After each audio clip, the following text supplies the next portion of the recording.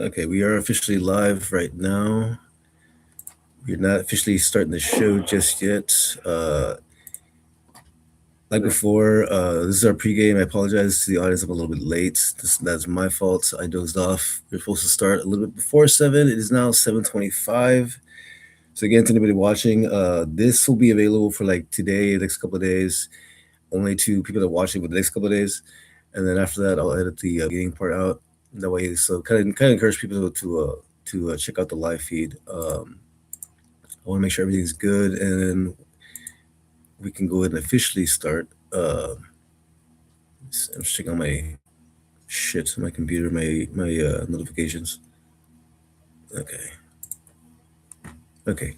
All right, everything's on my end. I need to. Oh, that light is gonna get in the way. It's gonna be very annoying.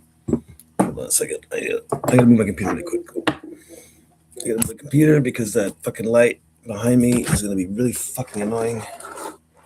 So I need to move it.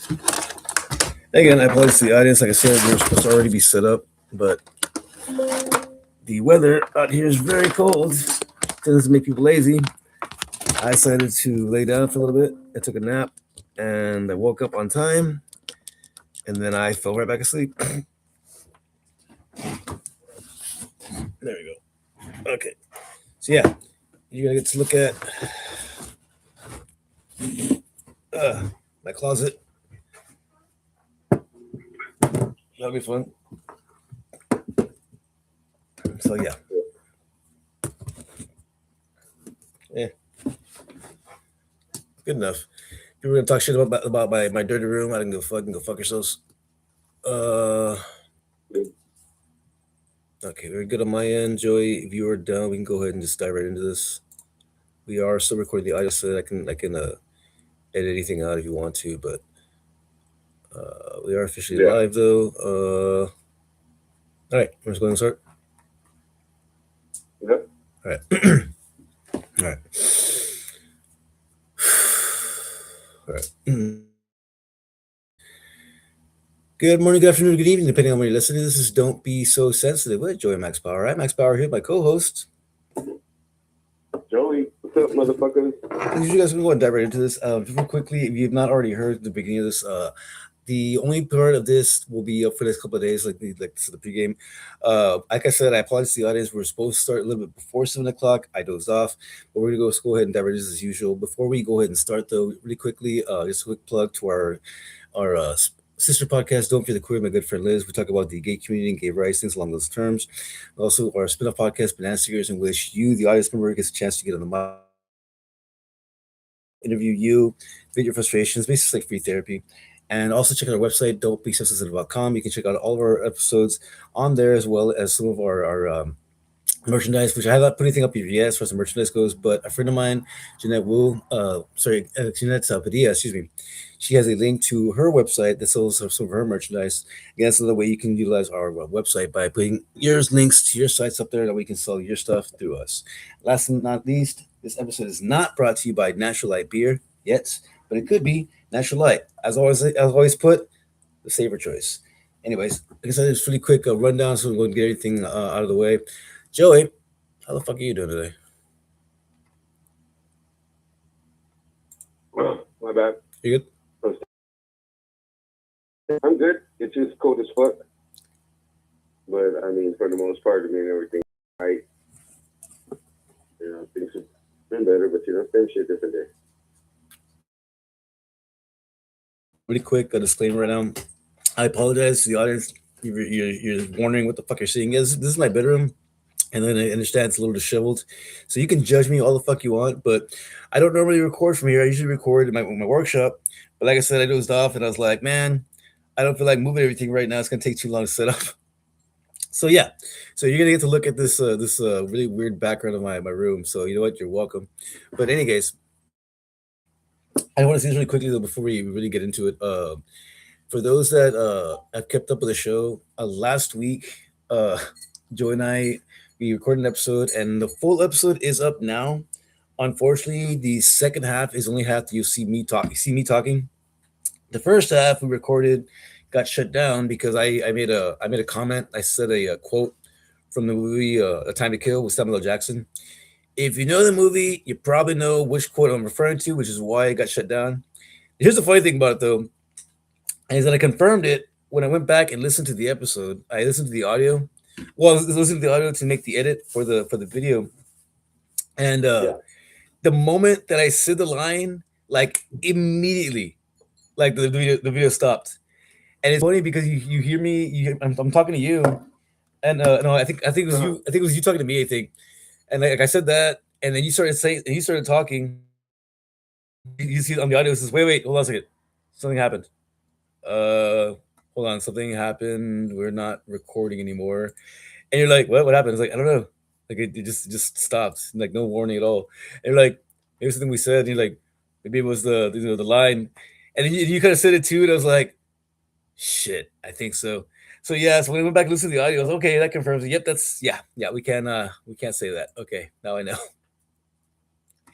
Yeah. So yeah, apparently, but oddly enough though, that was the only thing though. Like the entire rest of the episode, the for the second half of the episode is still up, so if anyone wants to go check it out. I actually did give it an actual title because now it's also on Spotify. The episode is titled "A Big Indian Walks into a Bar" because actually depicted the entire bar joke. That was actually pretty cool though. You gotta check it out. I gotta make an edit for that. I haven't yet, but I want to make an edit just for the bar joke because I did the big Indian joke to the audience. If you're not aware of what I'm talking about, most of you probably already heard the joke. But feel free to, like I said, check out the episode. You'll hear it at some point in there.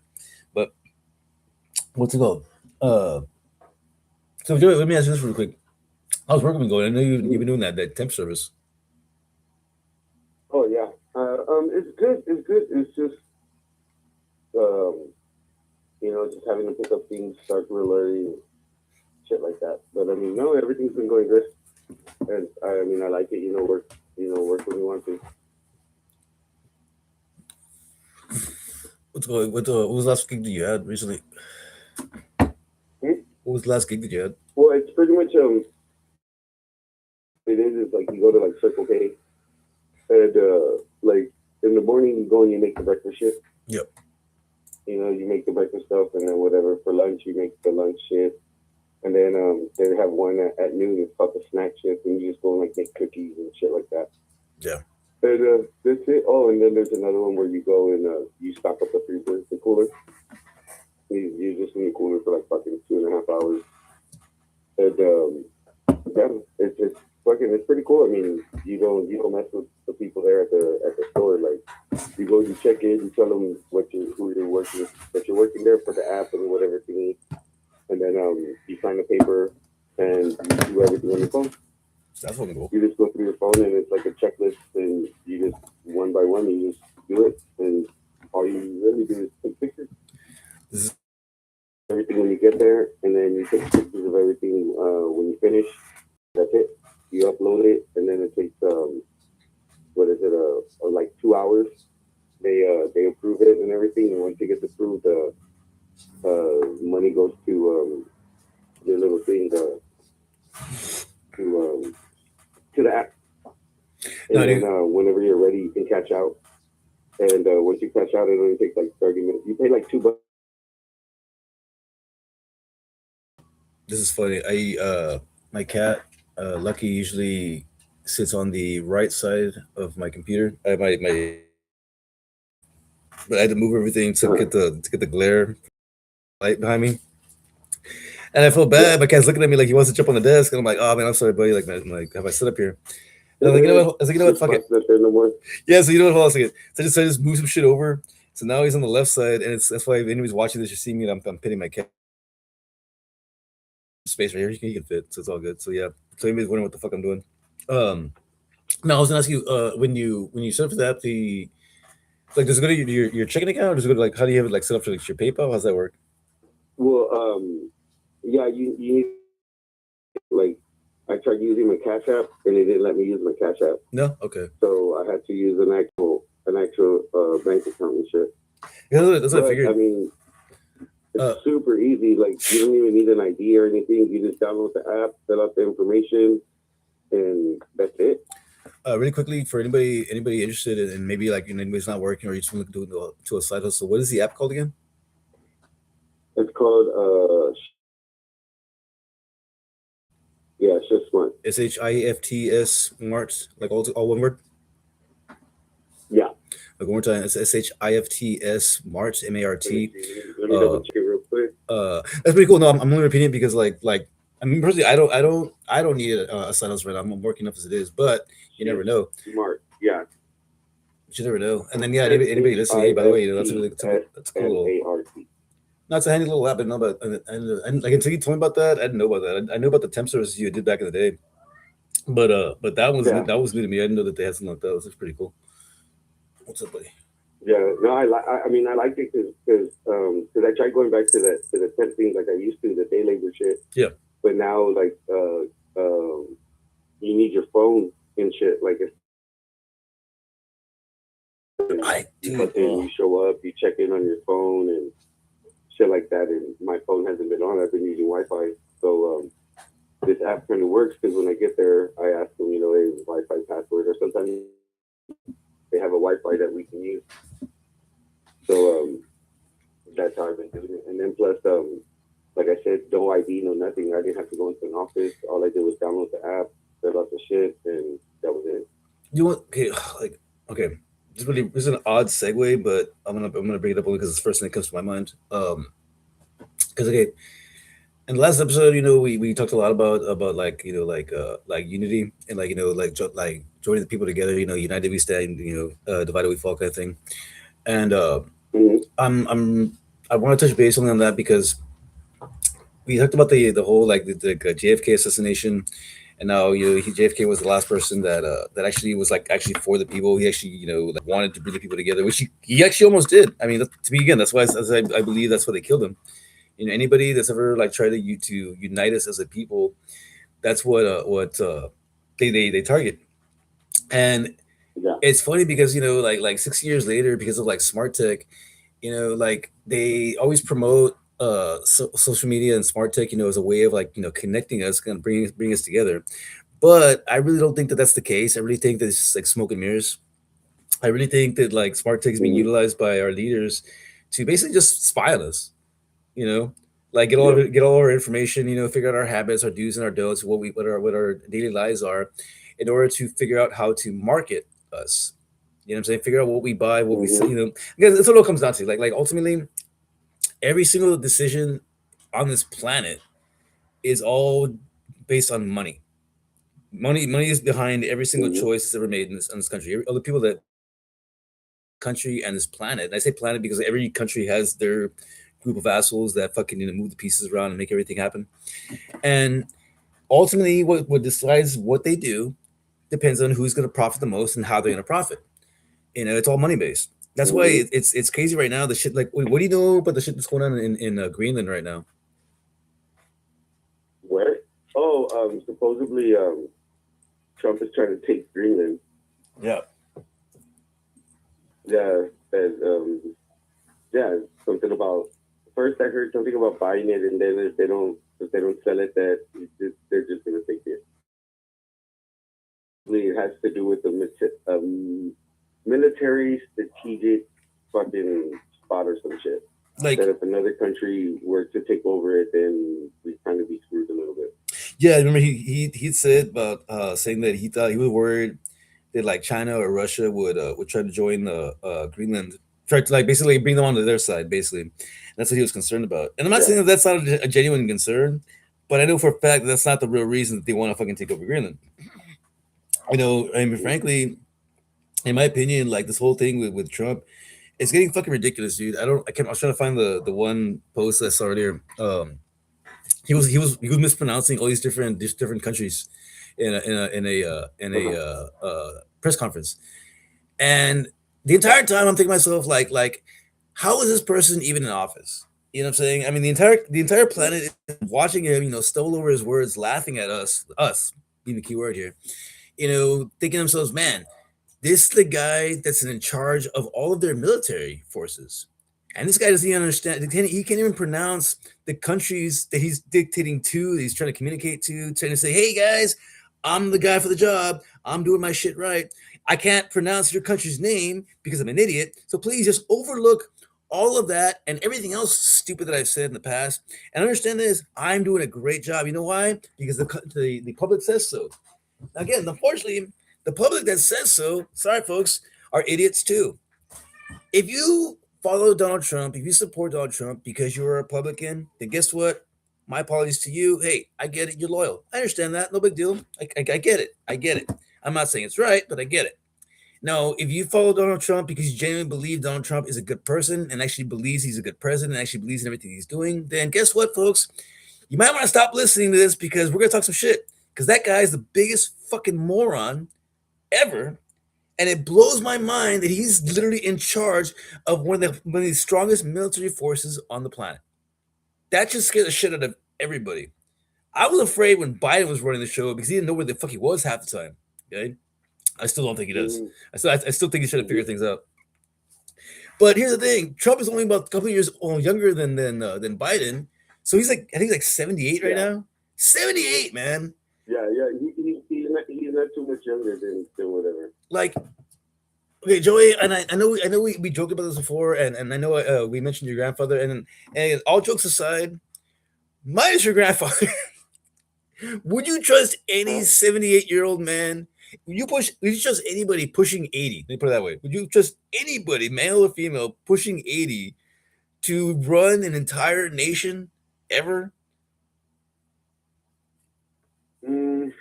I don't know. I mean, my grandfather seemed pretty. I already said the grandfather was a disclaimer. We're not including him. So stop that. I'm smiling right now. The fucker I just said. Don't use your grandfather's. Don't use your grandfather's as the excuse. Well, I mean, he could do it. Okay, yes, we're aware of that. But I mean, the only reason he stopped working was because he just couldn't walk anymore. But I mean, generally speaking, though, I mean, like usually, like at that age, it's like nobody expects you to do anything really. They expect you just be there. You know what I'm saying? They're just happy you're still alive. You know, like, you know. But this guy's running a nation, and it's like, I don't know, man. Like I really think. Okay. You remember George Bush Jr. A lot of people, for those that may be too young to remember, George Bush Jr., the son of George Bush Sr., H.W. Bush, which was the last good Bush in office, technically. Bush Jr. was a way bigger idiot than Donald Trump, but we didn't have social media back then, so it was a lot easier to hide. The real person that was in charge when Bush was in office was Dick Cheney. Is he still alive? Did he just pass away? I think he did. Didn't he shoot somebody in the face? He did. Yeah, it was a supposed quote unquote a supposed hunting accident. But when I read the story, I was like, I don't know. It sounds like he was trying to fucking quote unquote silence, and it worked, but not the way he wanted to. I think it's like he's like, oh well. I mean, you don't shoot him with birdshot. Yeah, exactly. So I was like, well, I mean, he got the job done because I'm pretty sure he kept his mouth shut, you know. But you know, I think that was not the actual goal. I mean, I'm not gonna say it online because, like I said, you know, there's certain things I have to tiptoe around. But or maybe it was just to fuck him up. I mean, don't get me wrong. I mean, yeah, I mean, maybe the goal actually was just to maim him. You know what I mean? Like maybe scare him a little bit. But I mean, that's a little extreme. If the goal scare was like, okay, I can think of a lot of other ways you can cut about that. You didn't have to go that far. So I really think that was not the intention, but it was good enough. Basically, you're like, oh, let's go with that. Okay. But then again, I mean, think about it too. It's like, I mean, everybody's already fucking. By the time they get to that point, they're already old as shit. Oh yeah. So you know, it's just a bunch of fucking old ass motherfuckers. And think about that too. Think about that too. Like if you were 78 years old and you were in charge of our nation, would you really be worried about any consequences at all? Yeah. Nobody's thought about that one, did you? I get it. I just thought that's popped in my head right now. Like, you know, that's a good point, Joey. I mean, these guys are old as fuck. I mean, they don't give a shit. If I was Donald Trump, I mean, well, there are some older people that, I mean, they do whatever the fuck they want because that fact. They're like, what are they gonna do to me? Mm-hmm. Oh, I only got a couple of years left. Fuck it. I'll run over that fucker. You think I'm afraid to? You think I'm afraid to go to jail? Shit, I'll probably die before I even go to court. You know. Right. dude. Yeah, so I don't know, like it's crazy because like I saw one post. It was talking about all the shit that Donald Trump's been doing while he's been in office, and they're comparing him to fucking Suge Knight from fucking the 90s when he was running yeah, Death Row Records, and Death Row Records. Yeah, yeah, and I have to like search for it, but I reposted it because I just thought it was funny because I posted the caption like just shut up and laugh because like the analogy was not like that's pretty much how he's running the country right now. He's running it like fucking Suge Knight back in fucking we ran Death Row Records, mm-hmm. just straight up ruthless. You know, doesn't give two shits about what anybody says or or thinks of what he's doing. He's just doing shit, you know. And that's what scares me the most is like he's getting away with it. You know what I mean? Like the presidents that we've had in the past received so much backlash. They literally couldn't do shit. Most of them really didn't do shit in their terms most of the time. Nothing that really had a big impact. You know, I mean, Bush took us to war in 9/11. I think he was entirely behind it. I generally believe that Cheney was the main one behind that one, but that was the last president that actually did something that was like really, really historical. Ever since then, I mean, I can't really think of anything that's happened, you know, from since Bush that's been like, oh my god, that happened during this term. Like, the recession during fucking was it? I think it was like during Obama. But I mean, yeah, that was honestly that was all bullshit too, though. Like every single time the country tells us that, like, you know, our goods and like our what's the word for it? Like the price on goods and our resources and all that shit are being threatened. It's all bullshit. It's all fucking bullshit. God, I can't stand this shit. Joey, you live in the San Antonio area. Have you been to any of the HEBs in that area in the past couple of days? Yeah. How does it look? HEB. Yeah. I mean, I went earlier today. I mean, it didn't look bad. It didn't look bad. I mean, the other day shit looked all retarded. Like, what was it? Thursday, Wednesday, Thursday, everything looked all stripped and fucking all whatever. But Right. uh, uh,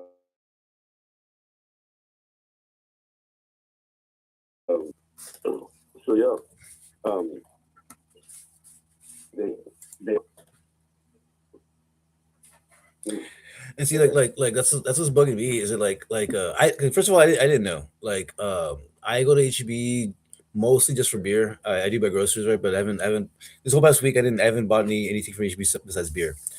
And so, my friend Jeanette, aka Jeanette Padilla, shout out to her really quickly. The person I was talking about earlier when I mentioned Jeanette's website. She posted on her Facebook. I don't know if it was like her actual footage, but or maybe it was just somebody that was like a repost. But basically, it was just showing all the shelves at HEB that were just like empty and shit. Right? People were just going out like just buying everything out, and I didn't know what was going on. I was like, "What the fuck's happening?" He's everybody's worried about the freeze. Everybody's like buying all the shit at the shelves. And like basically she was just worried because she was trying to get pet food. That's what she was trying to get. And hold on a bit. And I don't know if I'm allowed to smoke on the show, so I have to turn my chair around. But they haven't taken us down yet, so I'm assuming it's okay. But so that told me, okay, cool. People are panicking, but my whole thing was like, but it's just a freeze. I mean, it's not like a fucking like a severe storm. It's gonna last us like a few days. No, it's a freeze. It happens. Like it's not like we stay up there fucking in the northern part of the fucking thing where it's like when it snows, you're screwed for a couple of days. Yeah, we're not gonna be snowed in. Like I have friends that left like that. Well, not anymore. We haven't talked to them in a while, but I had a friend that lived up in North Dakota, and that whole area. And on a regular basis, those areas are the ones that you got to go to HEB and like stock up and like stock your fridge and your cabinets and everything else, because sometimes they're stuck in the house for like weeks at a time. You know, we here in the valley, especially, or just generally in Texas, not so much. I mean, yeah, it gets cold, but like not to where like you can't leave the house. You know what I mean? Like it's a choice. Like today, for example, nothing was closed here in the valley. Everything was open. All the businesses were open. Well, I mean, it's Sunday, but everything was supposed to be open. But like nothing was shut down because of the weather. Put it that way. My mom still went to work. I still saw people driving around, Yeah. just like any regular Sunday, no big deal. I didn't work so much today. I could have myself. I was like, you know what? I don't trust valet drivers. I'm just gonna chill out. And I did a few runs, and then for the rest of the afternoon, I pretty much just chilled out. But I have that choice, But the rest of the world was still functioning like normal. You know what I'm saying? Like, whenever the shit like this happens, people go into these mad panics, and I genuinely believe that that's actually why our news always like throwing this shit in their face to scare the crap out of us. Because what do people do whenever they get scared? They spend money. You know, before we kind of like spruced over it, but Yeah. let's talk about that really quickly because again, like I said a moment ago, like every decision this country, every decision every leader makes and all over the world, all based on how they're gonna profit the most. You know what I'm saying? So it's like when COVID was one of the worst examples and best example. If you want to look at it that way, because when COVID first Mhm. hit and we did the quarantine thing, everyone and their mother was freaking out because they thought we were gonna be stuck in our houses for like months at a time, which kind of were, but not really. Because people still had to fucking do shit. Like the country still had to run. You know what I'm saying? So I mean, when we call it a quarantine, but a good amount of the population, especially in the states, didn't really follow through. They're like, I'll be fine. I mean, I never, Well, I mean, I worked. I had to work, dude, and I know you did. it fucking sucked for me because we went skeleton crew because we were supposed to be on lockdown. Yeah. But being that we are on lockdown, everybody's off, so everybody's looking for somewhere to eat. And yeah, dude, I was working by myself, and I would have like 10, 15 people in line.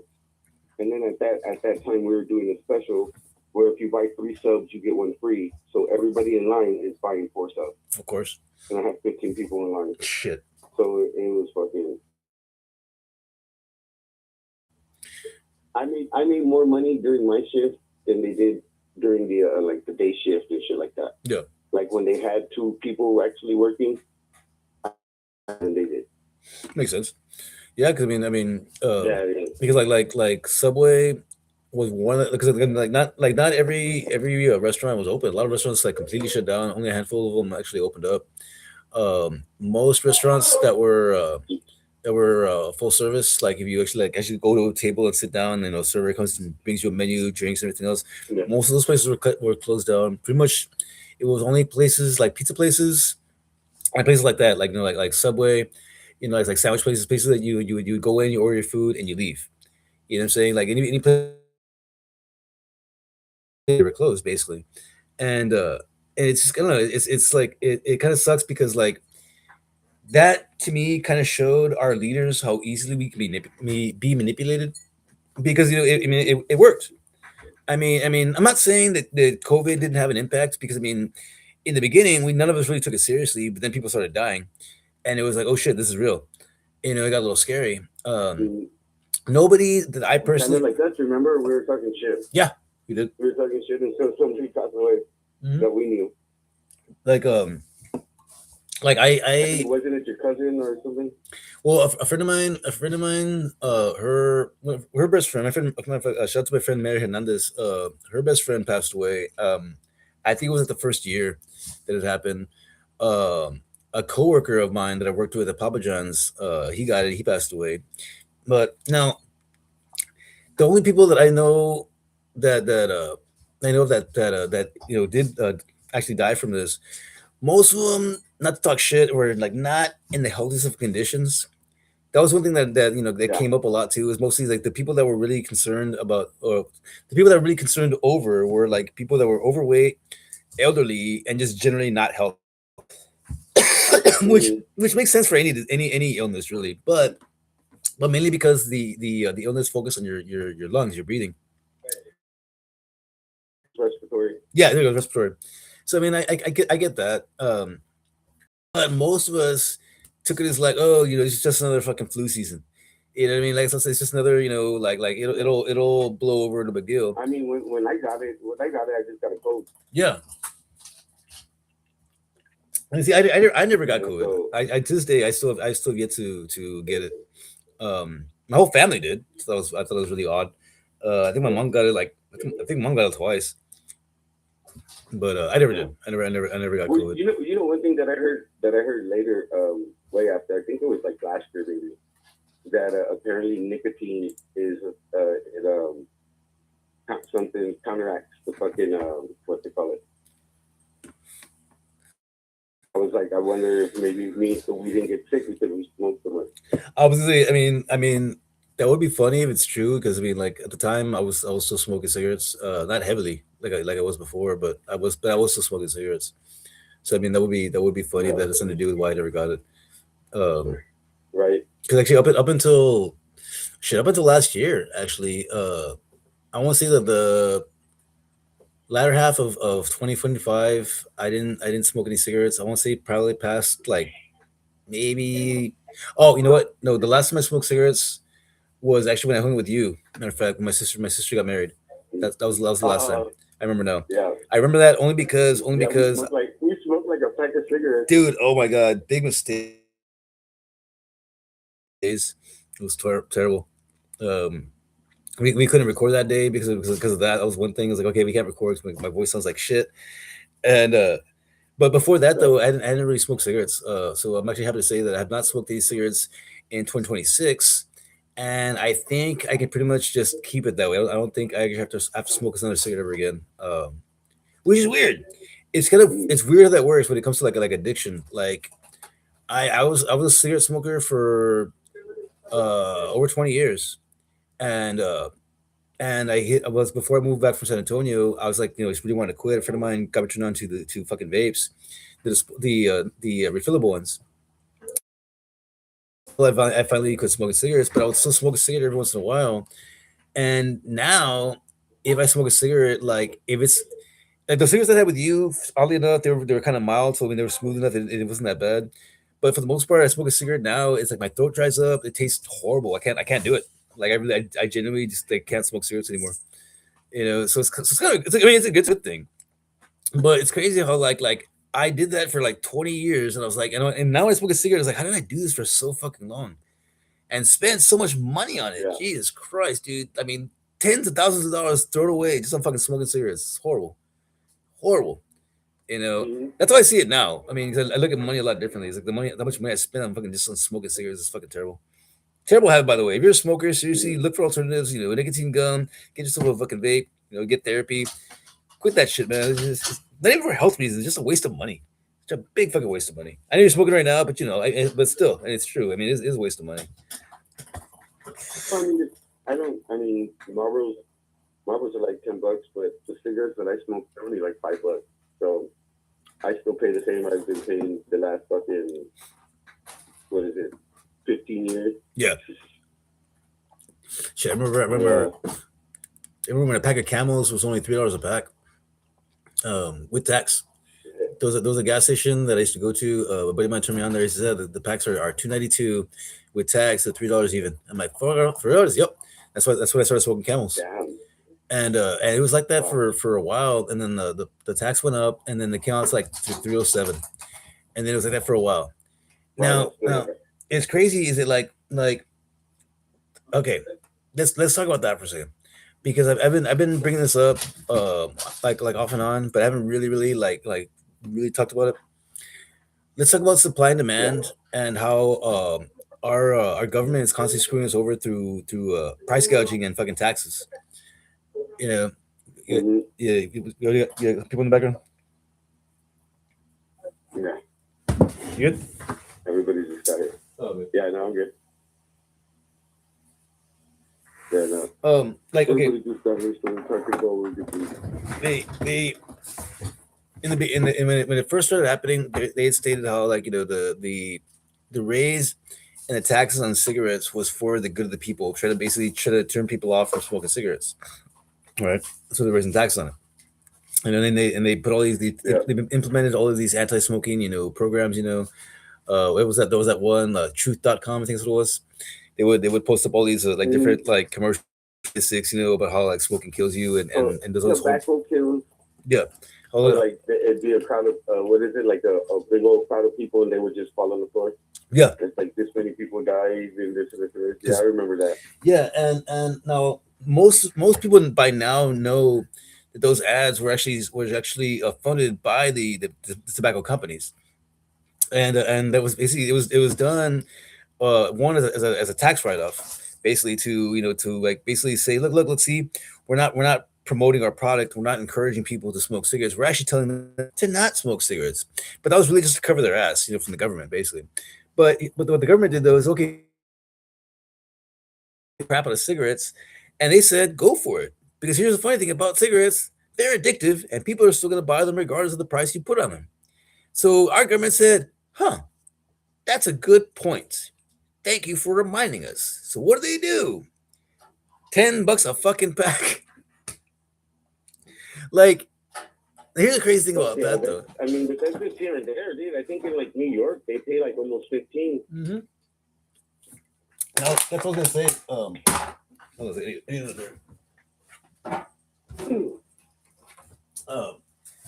Back in the day, again, natural lights, the safer choice. Back in the day, comedian David Tell, he's still doing stand up. I didn't know that actually. I don't know if you saw it. He had a guest appearance on Kill Tony not so recently. Yeah. Oh yeah. Well, he was on Tony's on Netflix now. Yeah. And, he was on the special. Yeah, I think it was that one. Yeah, it was that one. Like, I was watching his Ray. He introduced him, David Tell. I was like, shut the fuck up, David Tell. I didn't know he was still doing stand up. But yeah, anybody that remembers the Up All Night with David Tell used to come out on Comedy Central. I used to love watching that show. What that show was about was basically David Tell would go to all these cities where like the people were up all night. You know what I mean? Like sometimes my favorite ones. What? Insomniac. That's right. Insomniac. That's right. And he would do stand up. He would do stand up and walk around the town at night. Yeah. And my favorite ones was when you go to Louisiana, like Bourbon Street, because they had like the bars that are open 24/7, and he would just walk up and down the streets, interviewing like the drunks and the hookers and shit. It was fucking great. And again, this is back when I was a kid. I was still like in high school. Was airing, so it was fucking awesome to watch. Yeah. That's when I was watching. I was in high school. I fucking love that show. But David Tell, phenomenal comedian.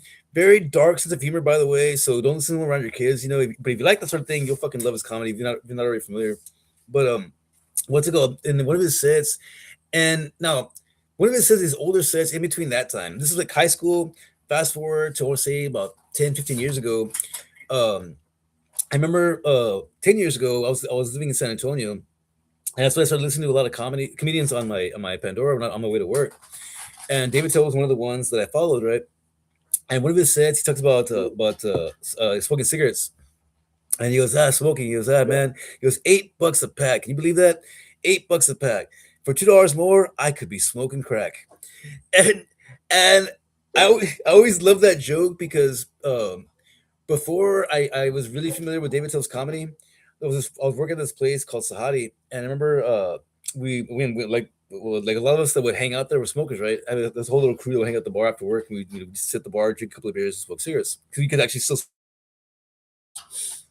And a buddy of mine had made a comment saying how cigarettes in New York were $10 a pack at that time.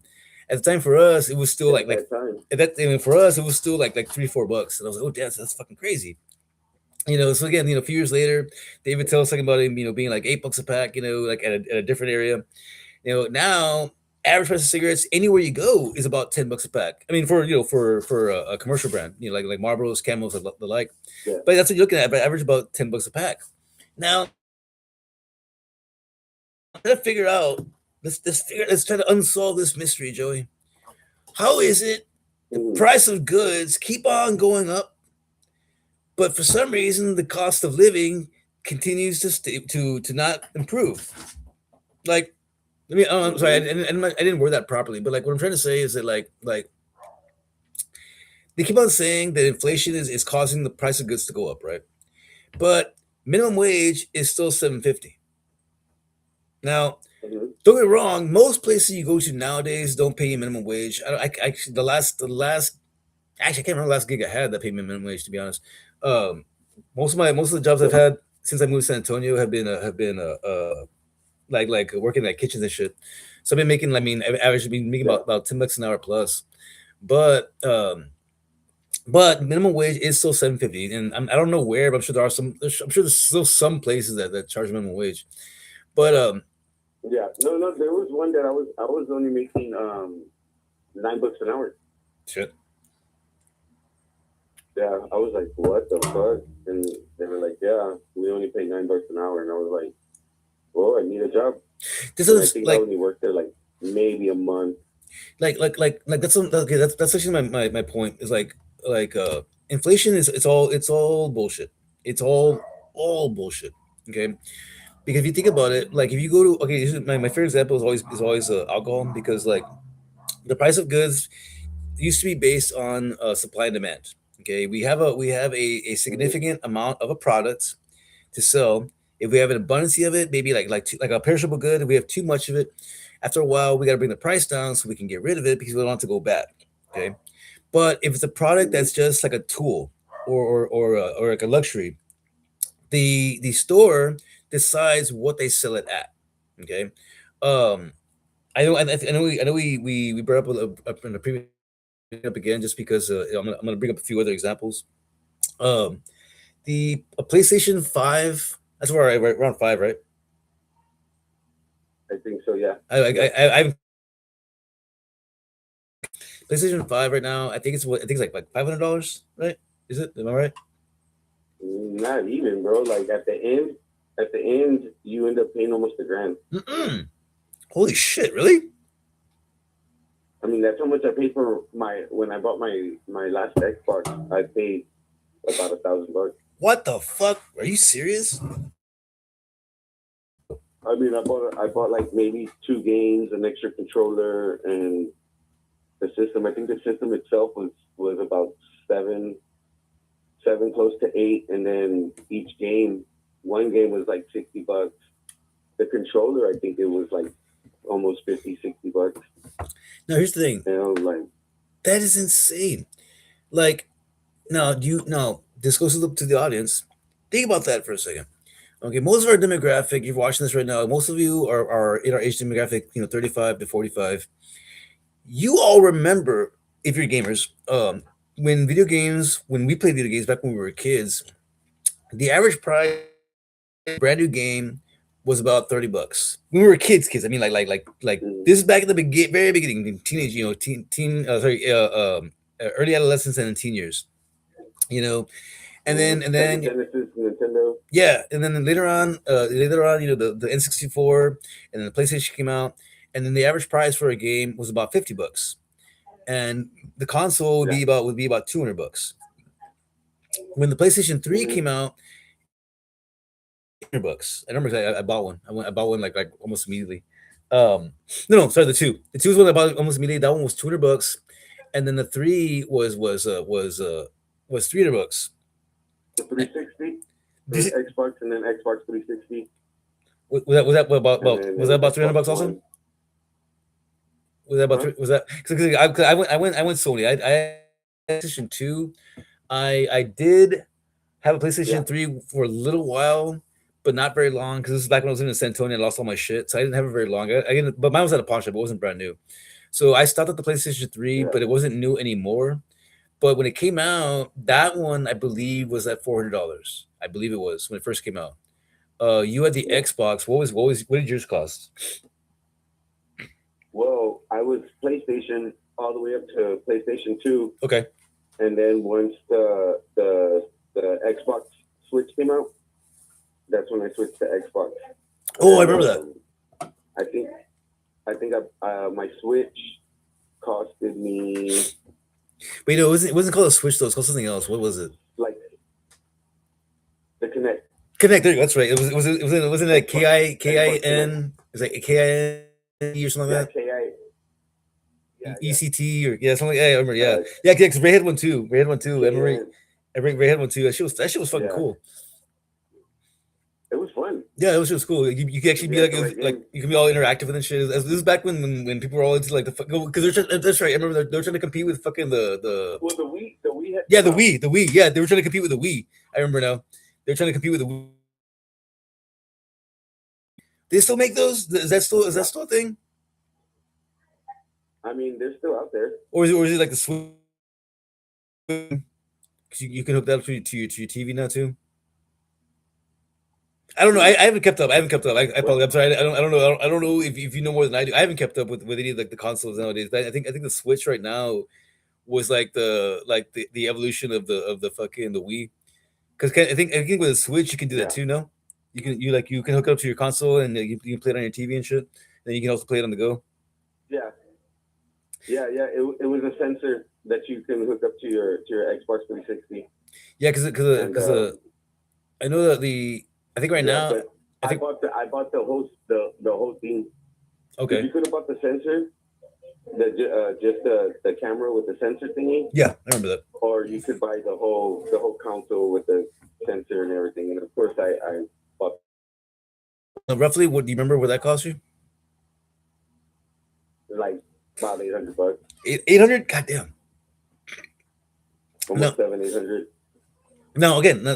Yeah, like every system that I've bought the last, I'd say, 10 years, I've spent at least about $1,000. No, the reason for that, folks, is not because this product cost an insane amount of money to make. Not at all. In actuality, Joy paid probably like a freaking, I don't know, like 1,000% markup. That console, everything you bought probably cost maybe and again I don't these are not real numbers. I'm spitballing here. But I mean like I'm gonna say like honestly maybe about a couple $100 give or take. And the reason I say that is because these things are produced millions of these fuckers are sold every single day, especially upon the very first day they're released. You know, you go to Best Buy, there's like lines outside the fucking door around the corner. You know what I'm saying? And now you're talking about one console costing you roughly about $1,000. Costing now you're talking a few years ago. Now, today, that's roughly what you're gonna pay. You buy a fucking PlayStation. You know, I think the new one's $1,000. yeah.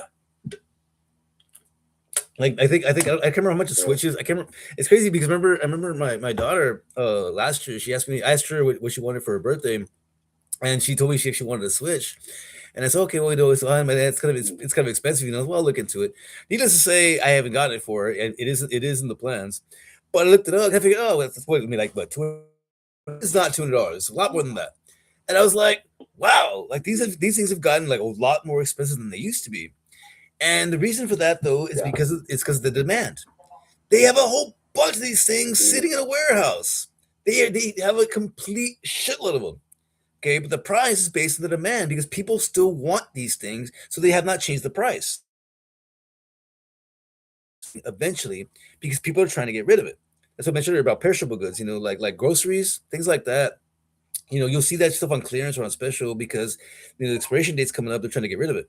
Okay, so they'll bring the price down because they don't want to throw it away. And again, that's not the real reason. It's not because they don't want to throw it away. They have no problem throwing it away. They want to make as much profit as they can on the good before they have to remove it from the shelf. Because even then, they don't throw it away right away. They have to write it off as a tax write-off. Product did not sell. We already saw. We're not going to pay for this. We're only going to pay for a portion of it. Blah blah blah. Grocery stores, Walmart, HEB, Kroger, all these different commercial and mom and pop alike throw away literally tens and thousands of tons. Hear me right? Tens of thousands of tons of food on a regular basis every single year. Every single year. They do not get it. It's not given to charity. They're not given to homeless. They're not given to any feed the needy. They have to throw it away. They have to throw it away. Otherwise, they have to pay the taxes on it. You know, but if they literally just throw it away, it's a tax write-off. We don't got to pay for shit. Crazy, right? In America, we do this. Other countries don't do that. Other countries actually do have programs where that food gets given away to homeless organizations, things like that. But not in America. Here in America, if it don't make dollars, it don't make sense. Here in America, it's really crazy. And again, I'm not saying other countries aren't like this, but I don't know other countries' policies. I only know us because I'm stupid and I pretty much only know our shit. Our country is so money driven. It's fucking disgusting, dude. Like I said, right now we're talking about the consoles, the game consoles, $1,000 roughly, but they don't cost that much to make. But yet they're sold by the millions every year. That's a shitload of money. Like cell phones. Look, cell phones cost. I remember when it was only like $20-$30 for a phone. I still only pay like $40 for my phone. Mm-hmm.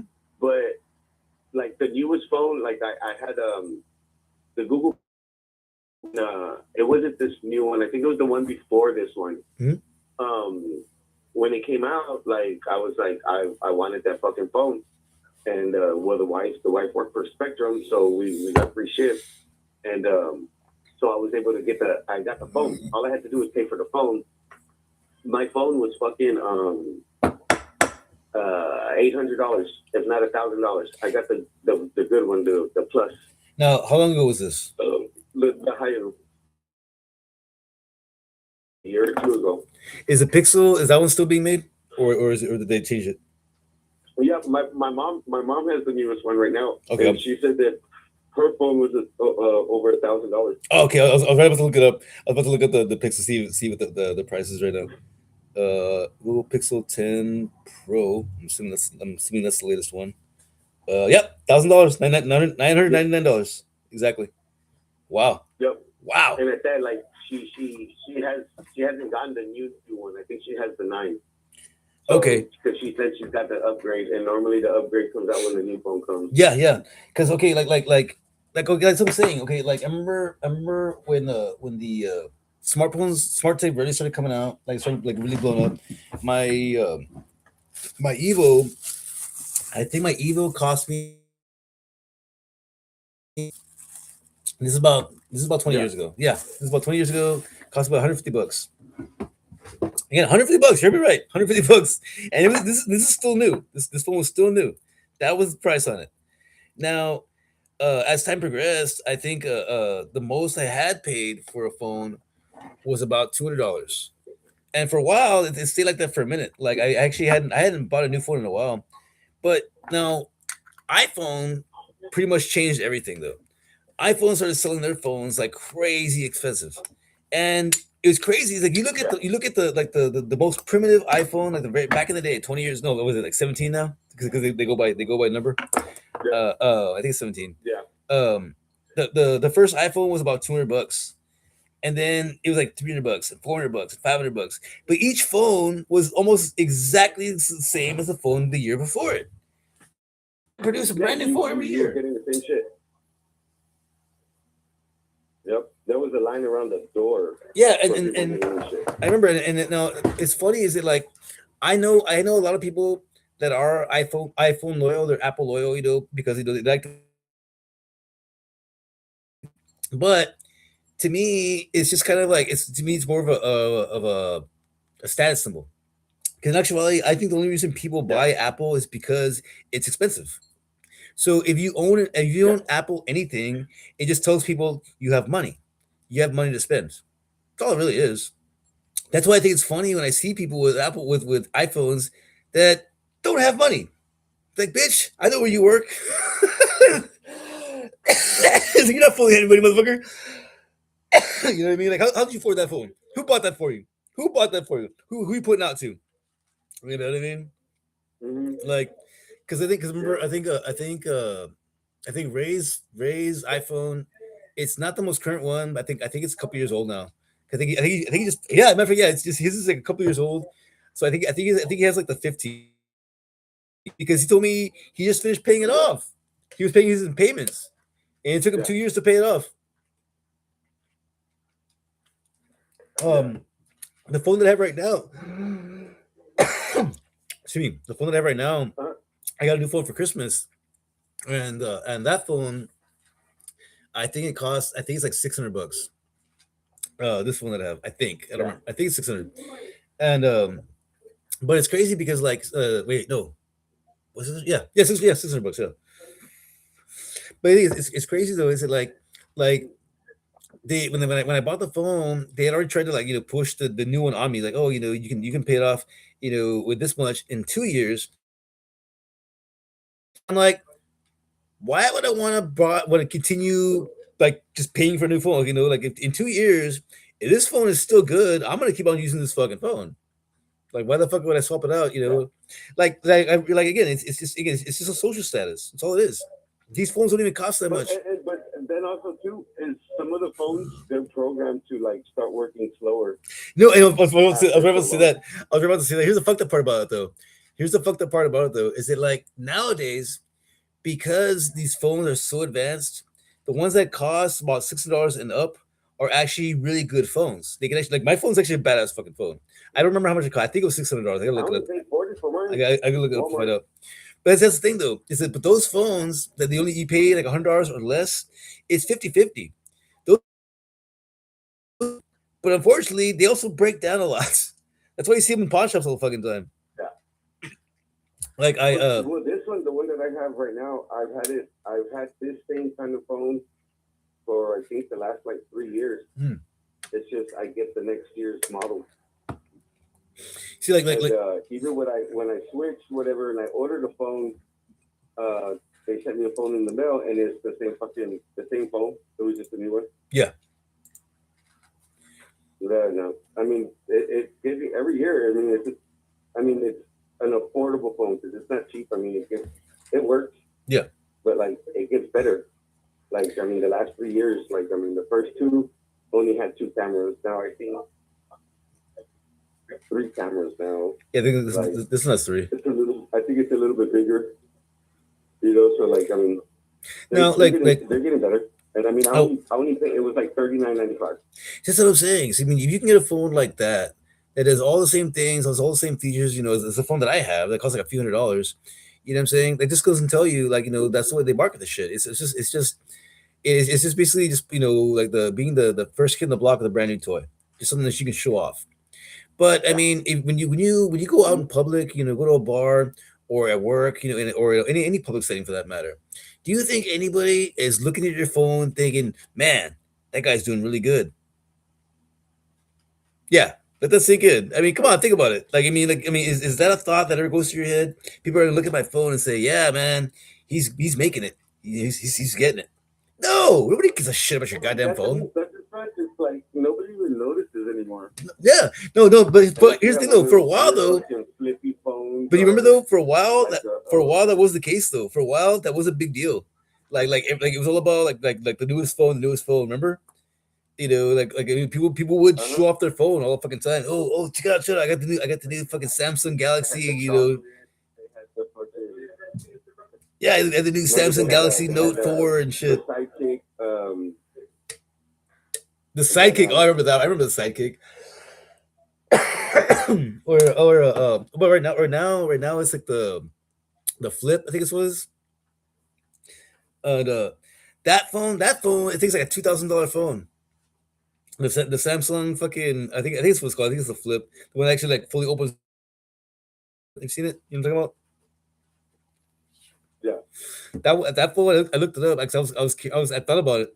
And I saw the price, and I was like, "Whoa, like $2,000! You can get a payment plan, take it like 3 years to pay it off." And I was like, nah, I'm good. I'm all right. That's way above my fucking budget for a fucking phone." But again, given enough time, that same phone is gonna be about $100 in a pawn shop. You know what I mean? Like that's my point. You know, like the prices on these goods, you know, what we pay for is not the worth of these goods. It's what the company itself has the most to profit off of, knowing how much people are willing to pay. You know what I'm saying? I've seen homeless people with iPhones, for Christ's sakes. You know what I'm saying? That's a funny thing too. I love when I see homeless people with cell phones. It's like, huh, the age we live in. Like, so it's like, I don't know. It's like I mean, to me, that tells me that the economy is not as bad as it looks, or as they say. Yeah. You know, we have access to so many resources. It's just that people are just fucking lazy and stupid. I mean, let's be honest. Yeah. It's stupid. I mean, I feel bad saying it, but I mean, it's truth. You know, and people complain so much about their crappy lives when their lives are not that crappy. I mean, life in general it sucks. Don't get me wrong. Let's be honest. We all have our days. You know, but I mean, is it really as bad as you think, or as you say? I remember last week we were talking about you know, mental health, you know, it's like, you know, people, you know, woe is me, have their little pity parties, woe is me. But then you got little Timmy over here, no fucking legs, you know, he's completed a fucking triathlon for the 3rd year in a row, and you know he's fucking crushing it. What the fuck's your excuse? Oh, it's because I'm a little sad right now. I really don't feel like getting out of bed. Mhm. And don't get me wrong, I'm not trying to talk shit. I mean, Joey and I both we deal with depression too, but we don't use it as an excuse for like like our being in the spot that we're in. Like, no, I don't blame anybody for my problems. I totally blame myself, 100%. Joey, I know you do too. I know you fucking you own your shit. But that's though. Is it like like no matter how bad you think you have it, it really is up to you. You can flip that shit at any point in time if you wanted to. You really could. You really could. It's You that. can make it better, or you can make the best of it. Oh yeah, exactly. Thank you. That's really good. I'm so glad you said. I think you're gonna say you can make it better. You can make it worse. No, actually, I like that better. You can make it better, or you can make the best of it. I think I'm gonna call this episode that. 'Cause actually, I like. No, I like. I'm not gonna lie. I think I'm gonna call this episode that as a title. I've never heard it said that way. I like that a lot better because yeah, you can make it better or you can make the best of it. Hey, if you're not gonna do anything to improve it, well then just be happy with what you got. How can you make this great? That way you're not so fucking sad about it all the fucking time. You know what I mean? No, because I mean that makes a lot of sense. Thank you, man. I'm sorry, I'm dwelling on that thought. Because I say that a lot. I would say, it means, like you play the hand you're dealt, just deal with what you got. I mean, not everybody, gets a handout. Sometimes you gotta work with what you got. Like you see all these success stories about these millionaires and billionaires, and they brag all the time about how they work their ass off, to get where they're at, but 90% of them, that's all bullshit. I mean, most of these people that are, and I mean like the business tycoons. A lot of these guys, like like fucking Bill Gates and fucking Steve Jobs, may rest in peace. They did not earn their way to the top. They had handouts. They had startup money. You know what I'm saying? They had help. You know what I'm saying? That's why like a lot of people they look to these people as inspiration and motivations. To be something better, and then they're discouraged when they don't make it. But the problem is because they're idolizing the wrong people. Those people did not do what you're trying to do. What you're trying to do, your way to the top. Like fucking hand and nail. Like these motherfuckers didn't do that though. They had help. You're doing it on your own. You need to find some other people to idolize because these guys are not the ones. Because in the end, whenever they had a problem, they'd call fucking mommy or daddy to come bail them out, and they'd make it better for them. Unfortunately, people like us, we can't do that because we're fucking poor. Our parents most of our parents are probably still fucking working, which is sad because that means they're probably in their fucking 70s, close to. Joey, if you don't mind me asking, how old is your mom? How old is my mom? Yes. 60 something. And she's still working though? Yeah. Oh yeah. See what I'm saying? Both of my parents are in their. My mom, I think, is 60. I think my mom's 64, and she's still working. My dad is 69. No, he's good. I think he's gonna be 69 this. Sorry. I think he's gonna be 69 this year. He's still working, and it's not because they love to work because they have to, because unfortunately, the American dream that we all grew up with, that shit's fucking gone. You know what I'm saying? I remember back in the day, Jesus Christ, you motherfucker! Hey, come here, shit, fuckers! I'm trying to do something over here. Sorry, my cats are fucking being fucking loud as fuck. I apologize to the audience for that one. Okay, I'll take it. Here. Okay, yeah. Both y'all quit your shit. Jesus Christ, man. Worse than a couple of fucking kids. Oh my god, dude. I don't regret adopting this other cat, but sometimes what the fuck, man? It's like, dude, like in the mornings. I apologize. It's a little side note here. I've been waking up really early in the morning, and my insomnia is kind of coming back a little bit. So I'm not sleeping the entire night, throughout the night. So I wake up before my alarm clock goes off, and I check my phone. And I say, okay, cool. I still have another hour. So I go back. I fall back asleep. But then it's like the last like 20 minutes, the fucking the little one is all fighting with Lucky, like fucking starting shit, and Lucky's there like next to me trying to sleep. He knows the routine. And the little one's there all fucking starting shit. And literally, I'm like kicking him off the bed. Like, fucker, I got 20 minutes, bitch. Let me have this. God damn it. Shut the fuck up. Like I'm getting pissed. I'm like, God damn it, I need my fucking sleep, motherfucker. Let me have this. And it's like, Yeah. fuck. And again, I love the little bastard, but shit, I'm kind of like, oh, I kind of wish I left you outside. Yeah.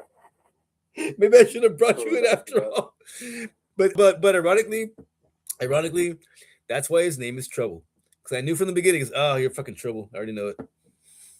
That's why his name is Trouble. Because I knew it was gonna be trouble from the get go, and Right. sure enough, dude, fucking nothing but trouble. So the name fits. But anyways, I didn't mean to get sidetracked there. But back to what we're talking about, like, but spending money though. Like ultimately, what it comes down to though is it like everything that this country is driven by is just money. It's all fucking money. Like right now, we have all these conflicts all around the world to do with Venezuela and then now Greenland. It's like and it's all money because the people that are in charge, the people that start these conflicts and these wars, they're not the ones who have to fight these wars. You know, our fucking younger demographics. Our kids, some of y'all have younger kids. They're the ones that have to go and fight these fucking wars. Whether it's voluntary or not, it doesn't matter because you and the assholes that started this shit. And I'm not saying you started this shit. I'm saying the assholes that started this shit, they're not gonna fucking do it. You're not gonna fucking do it. Our kids are the ones that are gonna have to fight these wars. And the majority of the time, they're gonna be out there not even knowing fucking why. You know, if you're gonna risk your life, you should have a legit reason and why it should actually make sense. Because if you were to explain to any soldier going overseas for any conflict whatsoever, explain to them how any of this shit makes any sense. Like, what is the logic behind anything that we're doing? A lot of them would say, I think you're lying.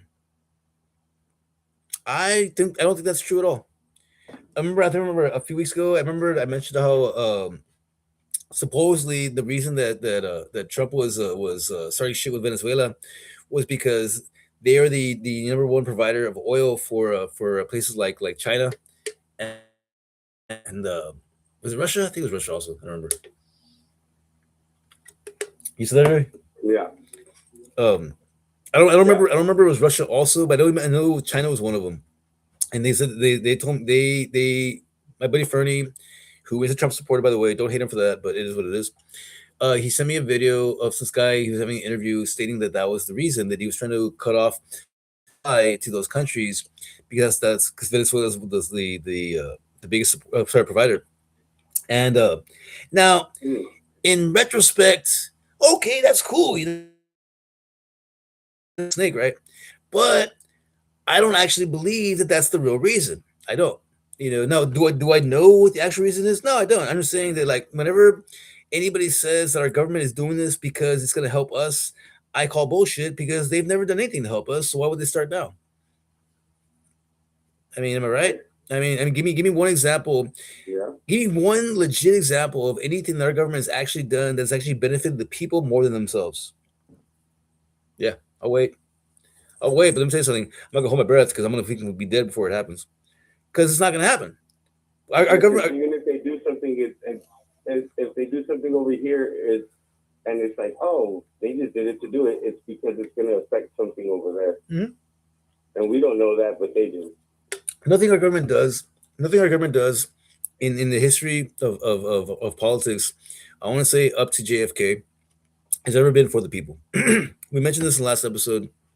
John F. Kennedy, may rest in peace, was the only president. Well, not the only president. The last president that was loved by everybody. The people loved him. He was literally bringing us together as a nation. He made us into one people. You know what I'm saying? It didn't matter what your race or your background was, especially in those times in the '60s, when like when racism was like at its prominent point. And Martin Luther King is still alive. May he rest in peace as well. His birthday just passed last week. You know, like people like that were the ones that were trying to bring people together. And it was a movement. The '60s, God, I mean, I would have loved to have lived during that time. The fucking just the wardrobe alone, like everybody wore suits. Oh my God, like I mean, it was just it was. Don't get me wrong. I mean, I mean, I see a lot of these shows about time travel. When people from our time go to those time periods, it is not fun. But if you grew up in that period, I mean, I'm not gonna lie. Compared to what we have today, it was must have been pretty fucking nice. Oh man, in that show. I apologize for the audience. I'm going a little sidetracked. That show, fucking, it was November 22nd, 3, with James Franco, Yeah, when they yeah, chose it. yeah, He's trying to yeah, stop. yeah. He's trying to stop the Kennedy assassination. The funny thing about that Joe that Ray and I kept on commenting on was the food. And I was like, because everything was real. Everything was real food. Like, remember he goes to the diner and he gets a piece of, I think it's like apple pie. He's like, this is probably the best apple pie I've ever had in my entire life. And then I go, because it's real. Everything in that pie is real. All the preservatives. Yeah, there's no artificial shit. It's all real. It's just fucking apple, flowers, like just the main ingredients to make a pie, and that's it. It's like, oh my god, I think it was so much better back then. It's crazy. But anyways, no, but sorry, I didn't get sidetracked there. But but what I'm saying is that, like, okay, like I was talking about the big unity. It's like since that point, every politician we've ever had has basically they've been money driven. The people that own and run this country Mhm. put the president in charge to be their spokesperson, basically be the scapegoat, the person that we blame whenever shit goes bad or whenever things are going really good. Kind of like God. God. Whenever something bad happens, the Lord works in mysterious ways. Whenever something good happens, it's God's will. Same shit.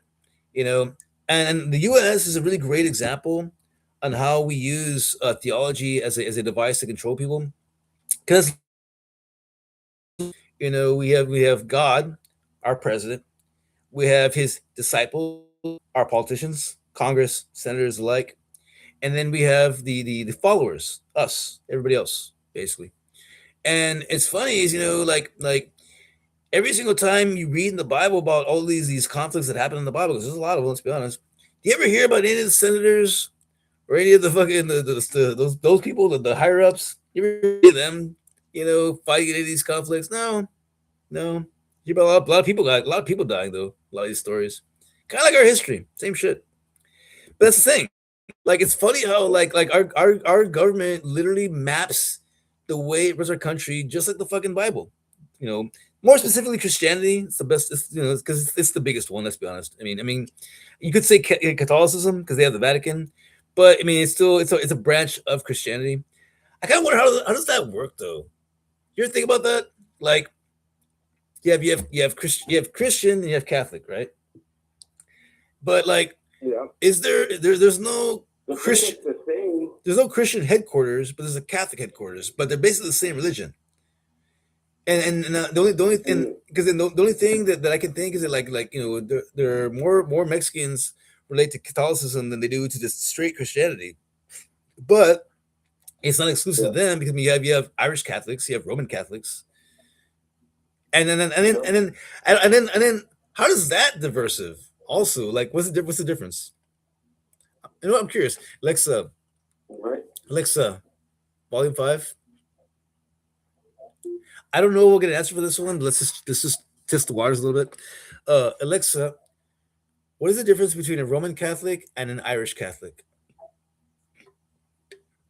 Roman Catholic refers to the global Christian church led by the Pope in Rome, while Irish Catholic describes Catholics from Ireland or of Irish descent who blend Catholic faith with Irish cultural traditions. Would Oh, you like to know more about how these traditions differ? yes, please. Irish Catholic traditions blend core Roman Catholic beliefs with unique cultural elements. This includes emphasis on local saints, pilgrimage sites, and Irish folklore, plus a historical connection to Irish national identity and resistance to British rule. That's good to know. Thank you very much. Hmm. Hmm. You're welcome. Happy to help you explore those cultural connections. Sorry, I like to wait for her to respond. No, dude, it's funny. Like I guess like I said, I don't have any friends out here besides Ray. So like I've been talking to my Lexi whenever I'm here by myself. But okay, well there you go. That's pretty interesting. So I just had to ask. I was kind of curious. What is the difference between a Roman Catholic and Irish Catholic? Okay, it's based on the beliefs. The Irish Catholics focus on the saints a lot. That's interesting. I didn't know. I honestly did not know the difference. But that's pretty cool. But anyways, no. Like, okay, but like wait, like think about that though. Like, is there a Christian headquarters? As a matter of fact, is there any headquarters for any other religion besides the Vatican? No, right? Yeah, I believe so. I think Is the there- Mormons have one. Who? Yeah. Who? I think it's like I can't remember where. Huh? Wait, who does? The Mormons? Oh, they do? Okay, I know that. Yeah. I know that. Because remember, I got that Book of Mormon and shit. And That's right. they sent me some links to apps and websites and shit like that. Oh, really? Okay. To help. Yeah, like there's an app or a website or some shit that you can go onto, and it'll help you like when you're reading the book, you know, and it'll help you understand the book and shit like that. I apologize to the audience, Joey. Give me 1 second. And, My cat is sitting by his bowl, and I realize that it's completely empty, which never happens. So I need to run downstairs real quick and get him some food. I'm sorry. Give me like 2 minutes. I'll be right back. I apologize. Hold on, 1 second. I'm sorry, buddy. 1 second.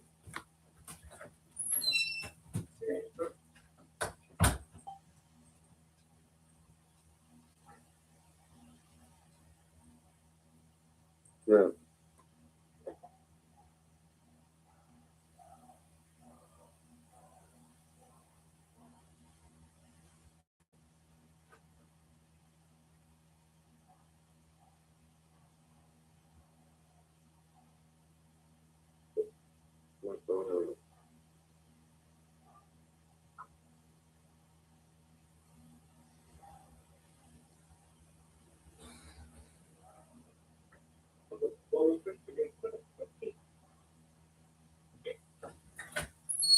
But yeah, I started using ChatGPT, having conversations with that fucker.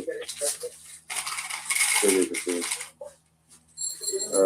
I just ask you questions, and then I start having the conversation.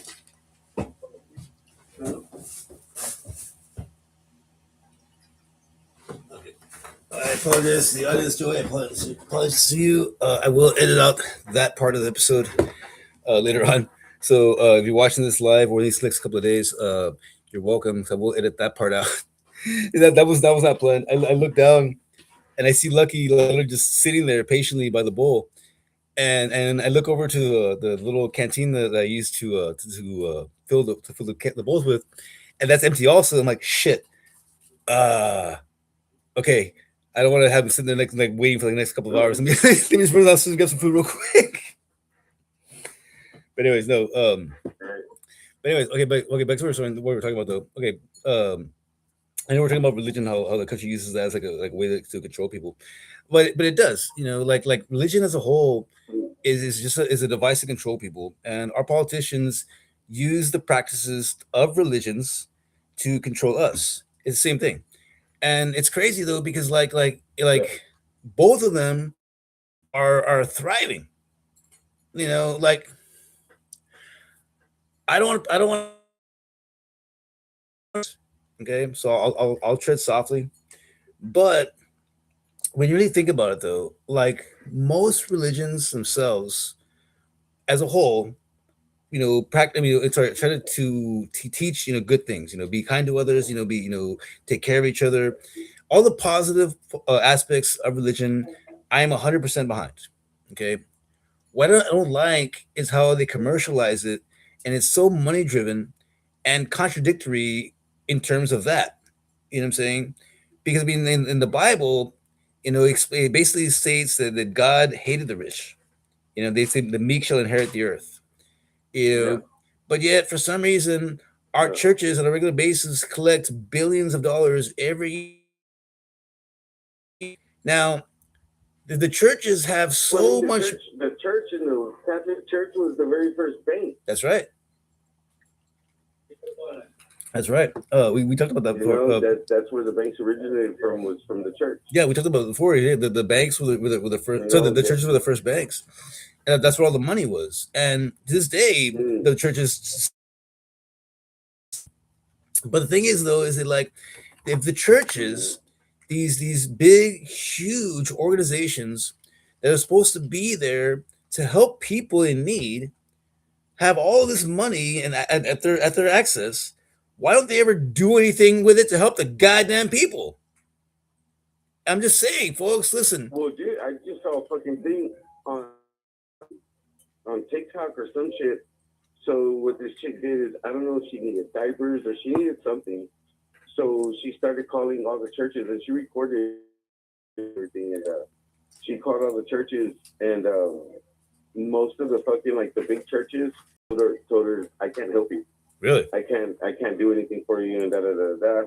And it was the little churches, the little whatever ones that actually was like, okay, help, or they were like, okay, well, this is where you can go, or they helped her find help. You know what I'm saying? Yeah. And well, she ended up posting churches.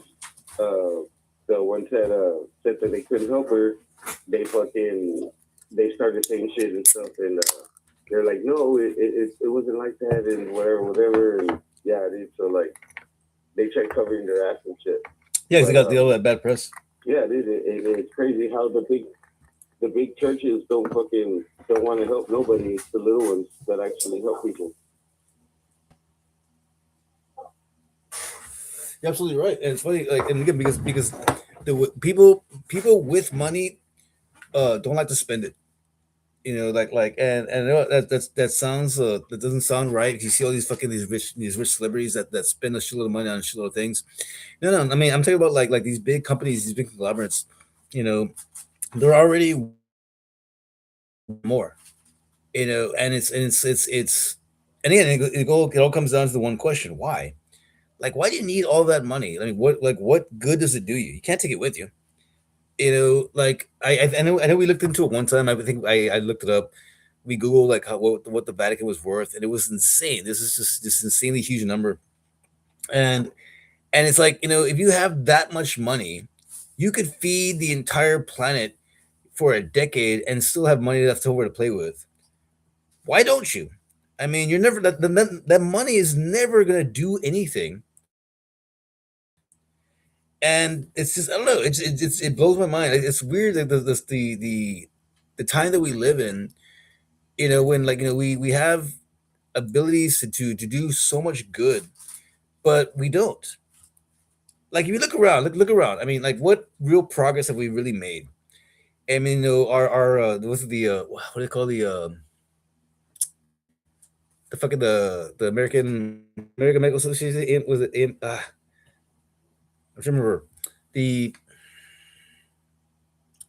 We talk about the medical, like the main medical bureau. You know what I'm talking about? Like what? Like the pharmaceutical shit? No, not them. Like the main medical deal. Because you have the pharmaceuticals and you have the medical. Maybe it's the pharmaceuticals. I don't remember. But like Surgeon General, not Surgeon General. Like big I know pharma. what you're talking about.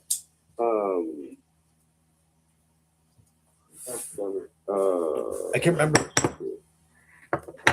Like, what I mean is like well, what I'm trying to say is that like when it comes to our medical science, you know, we've come so far as you know what we can do. Life, keep them alive. You know what I'm saying? You know, when it comes to that, as far as like physical injuries, you know, like you know, like amputations, you know, or whatever reason, you know, you have something like something terrible happen to you, they can perform all these different procedures, you know, to keep your body going. But then when it comes to like internal illnesses, like diseases, and you know, like cancer, like I mean, cancer's been around since the beginning of time.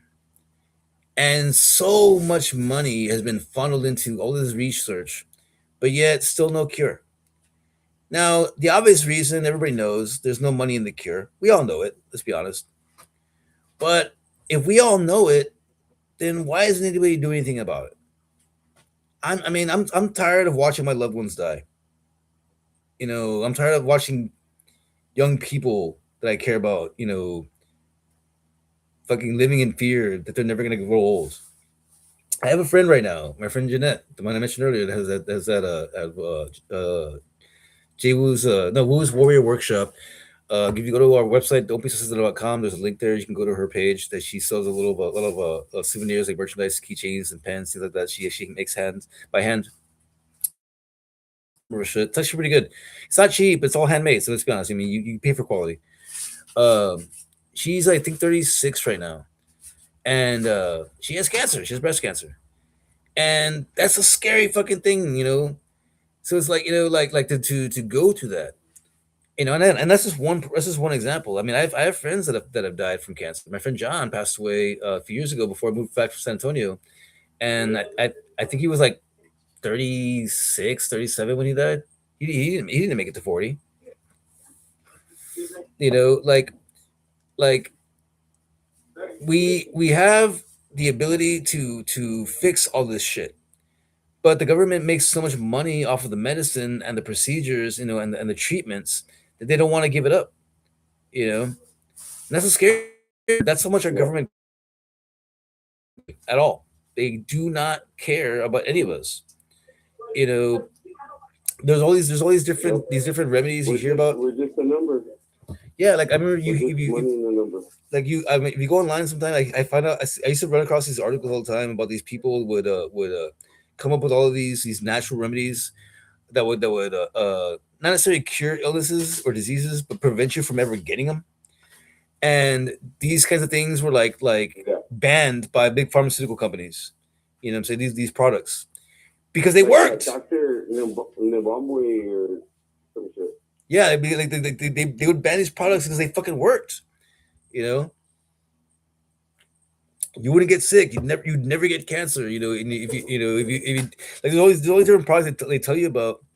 Then if you go online, you know that promote, you know, really good health for people, all natural remedies, cheap as fuck, but they don't promote that shit, you know, on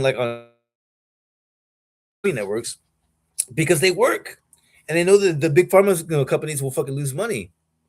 You know, like it's it's it's it's just I don't know. It's a scary time that we live in, to where like, you know, now like the truth is out there. And before, it scared me to think what's going to happen when people finally realize they've been lying to us this entire time. What's going to happen then? The scary thing is that I lived long enough to find out. Not a goddamn thing. It actually breaks my heart, man. I'm not gonna lie, dude. Like it's tough sometimes, you know, when I think about, you know, like the time that we live in right now. You know, my daughter, you know, she's in her early 20s. This is the world that she's gonna live in, and I don't know how much worse it's gonna get. You know what I mean? I mean, like things were not Yeah, I were mean, things. it can get recession and all of this stuff and whatever. I mean, can you imagine if everything crashed and all this shit? Mhm. I When mean, or even if our electrical grid, like if we had like a big EMP and all this shit and everything just went to shit, yeah, like people wouldn't know what the fuck to do. exactly. Everybody's so dependent on fucking electronics and fucking cell phones and all this shit that, yeah, like, I mean, can you imagine this shit? Like, crazy, like, kind of time right now. Like, there's a lot of shit fucking going on and people don't know things that they should know, you know, to fucking survive. It's crazy because like it's a paradox because we live in a time where we have access to all of this information, but we don't utilize it. You know, like smart tech allows you to literally learn anything you want for free. And I know a handful of people have utilized it. Obviously, I mean, it'd be stupid to think that nobody's, you know, done it. But for the most part, not really. You know, last week we talked about the Chat GPT fucking app, and how, you know, if it Yeah. I love South Park made an episode about it, and basically just kind of talked about how it kind of just kisses your ass. You know, every time you ask it a question, it's like, oh, that's a great idea, you know, and it encourages you to do whatever project it is you're asking about. But the crazy thing about ChatGPT is it will literally walk you through step by step whatever it is you want to do, and it will make it happen. And it'll break it down too. Yeah, it gives you options. It even says, It'll break it you down. can do it this way. You don't have access to this equipment, or you don't have it's not in your budget. You can do it this way. The benefits of this are still there, but you're gonna lose this and this. But if you can't do that, there's still option number 3. And I'm like, wow, this is amazing. Like it breaks everything down for you. Like it's like you could teach quantum physics to a 5-year-old. That's how intricate this thing is. It'll break it down. I liked it because it broke the question that I asked. It broke everything down to like emotional, physical, what is it, mental, like it just every aspect of that question. I'm gonna hold on. I'm gonna. You know, so like yeah. Let me see. Hold on. Okay, I pull up mine real quick. I'm gonna ask real quick. I'm gonna ask the question that I asked it one time. Hold on. Let's see. Okay, how can I'm gonna see. Hold on. See if we can do it right. Hold on.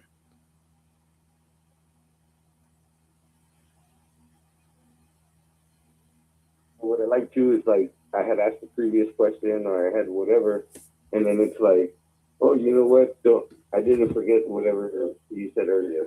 You know what I'm saying? Like at the end, he said, you're doing good. You know, good job for asking this. Because that's the way you know whatever. I'm like, okay. No, I was hoping my question was still on file, but I can't pull it up right away. Because I think it was a couple of days ago. I was curious. I can't remember how I worded it, but I said on there, how can I date a longtime friend? No, I don't know. 'Cause I remember I said I'm trying to get a longtime friend to take interest in me romantically, something along those lines. And it said on there, oh, that is possible. However, there's certain things you need to make sure that you do just to make sure you don't like ruin the friendship, things like that. And then it tells you the first steps for like testing the waters. I think one of them was like make one of them was physical contact. And kind of touch the shoulder once in a while when you're making like in passing, where the fuck, make jokes, where the fuck. And now, one, I already kind of knew that. 'Cause as an adult, if especially if you're a guy, when a girl touches your arm, you know what I'm talking about, right? Joey, Mm. you know what I'm talking about? Okay, like you'll be like in passing, maybe you're at work, something, that like when a girl like touches your arm really lightly, like like the end of a conversation, or the beginning of or like you're making a joke and she touches her arm really lightly, kind of like just kind of like runs her fingers across her arm really quickly, and she doesn't think anything of it. She doesn't think anything of it. But don't we always get that amazing feeling like, oh, that was nice? You know what I'm talking about? Are you listening, fucker? Yeah, you're not even fucking listening, are you? No. What did I just say? No. I am. It's just my phone. It's because I'm turning. I turn the mic off and I turn it on so you don't get too much background. Oh, but okay. Did you already said them? What? So My bad. I got fucking ADD. Whenever like you're talking to a girl and she does that little gesture, which kind of like rubs her fingers on your arm, and it's like that's always like a hint that like maybe she's interested in you. And it comes up in Stranger Things. I'm not gonna spoil it for anybody, but a couple of the characters are talking like, how do you figure out if somebody's interested in you or not? And they actually they implemented that. Maybe like in passing, or you're talking when maybe like you make a joke, kind of give like a friendly like a nudge, the hell, like you put your hand on the shoulder, or the arm, and see how they respond to it. And ChatGPT gave the exact same advice, and I was like, wow, because it's true. I mean, I knew that little tip already, but I was like, man, that's crazy that that's in there. That's a good way to test the waters. Like small physical touches every once in a while, see how they respond to it. And that lets you know if you have a green light. If they're interested. Basically, telling you if you really think you have a shot with this person, then do this first before you go any further. Because if you go any further without doing this, you might fuck up the entire friendship. You see what I'm saying? Did you know that? Yeah, no. I mean, it does. It breaks everything down like that. And like, okay, like back to my point though, is like, I mean, we have this technology that we're so dependent on, but we don't utilize it. I mean, most people right now are using their smart tech to be go viral, get famous, get rich. By being fucking internet famous. And I'm not saying there's anything wrong with that. I'm not. It's an easy way to make money. But let's be honest, man. I've said to everybody from the beginning. Anybody can make money on the internet if you're willing to do one thing: take your shame and throw it right out the window. That's basically what you gotta do. Yeah. You know what I'm saying? Because like all your dignity, all your whatever. Yeah. Like, and again, look again. I mean, if you do it right, you make mad money. Everybody that talks shit about you, you can say, "Hey, go fuck yourself." Because guess what? It fucking works. So go. I don't give a shit what you say about me. But the majority of the people that attempt it fail, and they're just making an ass of themselves. And frankly, I'm sorry, but I mean, I grew up in a time where I still have my dignity. I still have shame. And again, don't be wrong. Hey, I can make it OnlyFans if I wanted to. If I really wanted to. I'm not that good looking of a guy, but there's a market for everything out there. You know what I'm saying? Ray and I joke all the fucking time about it, making an OnlyFans account. And he's like, now, unfortunately, Ray's a sick fuck. He'll make jokes like shit in my mouth. I'm like, fucker. He goes, come on, man. People would pay to see that. I said, yeah. I said, fuck the thing about it is, yes, you're right. People would pay to see that. They don't want to fucking do it. Fuck you, you sick bastard. But the fuck the thing about it though is that he's not wrong. He's not wrong. People would pay to see that. There's this chick that lives in Dubai, and she's rich. But you know how she makes her money? Please tell me. She gets shitted on. Oh God, no. I didn't expect that. Yeah. Yep. And like she charges people like retarded whatever fucking shit. But like, yeah, she gets paid like a fucking retarded money just for that. God damn it. I mean, again, if you're willing to degrade yourself to that extent, and I mean, more power, because I can't do it. I just no. You know what I mean? Like, but I mean, but the saying goes, everybody has a price. You know what I'm saying? It's crazy. Like yep. we all say, I would never. But here's the thing, you don't know. You don't know. Have you ever been? Is anybody? Let me ask you a question, Joey. Yep. Like not a joking joke, but like for sure they're gonna fucking do it. Yeah, they pull the briefcase out in front of you. They pull the briefcase out in front of you. A fucking lawyer. $1 million. They got the lawyer on standby, the briefcase, and the fucking contract all there. All you gotta do is fucking sign it, and then unzip them pants and put that dick in your mouth. That's exactly what I was gonna say. All you gotta do is just put that dick in your mouth. Joey, let me ask you a question. How much? What's your price?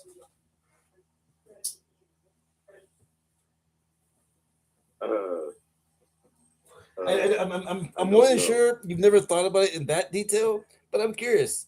What would be your number? What would it take to get you to suck a dick? A lot. Right? No, it's a funny thing. I wouldn't have to be shit anymore. Thank you. That's what it would take. Okay, because it's funny because that's that's a reasonable answer. That's a reasonable answer because like I remember back when I was really young. I'm thinking like teenage years. I remember I was on my I think it was my first job that came up said if somebody offered you $1 million to suck somebody's dick, would you do it? And I said, fuck no. And he goes, why? I said, because I'm not gay. And he goes, and it's $1 million. I said, you know, that's more much. That's more money you could make in a lifetime. You know, if you know, even if you actually worked your ass off. I know, and I'm like, fuck that. I'm not. And again, I was a kid back then, right? You understand this? I was all like, yeah, I'm not a cocksucker, the fucker, right? But, here's what his response was. Here's what his response was, and I said, "Would you?" And he goes, "Fuck yeah." I said, "For real?" And he goes, "Yeah." I said, "Dude," I said, "Here's the thing, man." I said, "I'd be a cocksucker just one time, but I'd be a millionaire for the rest of my life." And I was like, "That's a good point." Well, like what I said, it would have to be enough so it's the last time that would ever happen. Yeah. Now, don't get me wrong. At the time, repeat that story, people would be like, "Oh, you know, you're not a millionaire after you spend some of your money." Okay, yeah, okay, semantics. No, but I mean, in actuality, I mean, like $1 million, I could do a lot with $1 million, especially today with the knowledge that I have now. $1 million when I was in my 20s, I'd probably be fucking dead before the end of the year. Spend it all on fucking drugs, or get into a horrible accident. You know. What did I say last week? Yeah. I mean, see, like yours, like yours would be like you would do a crazy fucked up night and just you know just go overboard. Me, I would party out way too. Yeah, do the math. That's how I would most likely go. I would most likely go like that. You would go out on that road. You know, for lack of a better term, I would go out on that road most likely. I didn't believe that. I didn't believe if I was going to go out and I mean, I don't know. I believe that. I mean, I don't think that I'm careless enough to do it nowadays. But back then, definitely. Back then, I definitely would have. That would have been fucking straight up, you know, River Phoenix kind of shit. You know, like just fucking. No, it wasn't River Phoenix. It wasn't River Phoenix. It was James Dean. River Phoenix was Vapor. Yeah, I mean, I'm sorry. James Dean. James Dean was the one he died in the car accident. James Dean died in the Little Devil. Yeah. It was I believe it was a Porsche. Was it? I don't know. Or was it? No, it was a Corvette. I think it was a Corvette. It was a sports car. Yeah. I believe it was a Corvette. Yeah, see, it's crazy. There's a conspiracy about that thing too. Really, I didn't know that. That they not really whatever, but they think that he wasn't driving the car. I gotta look into that now. Because it was him and somebody else.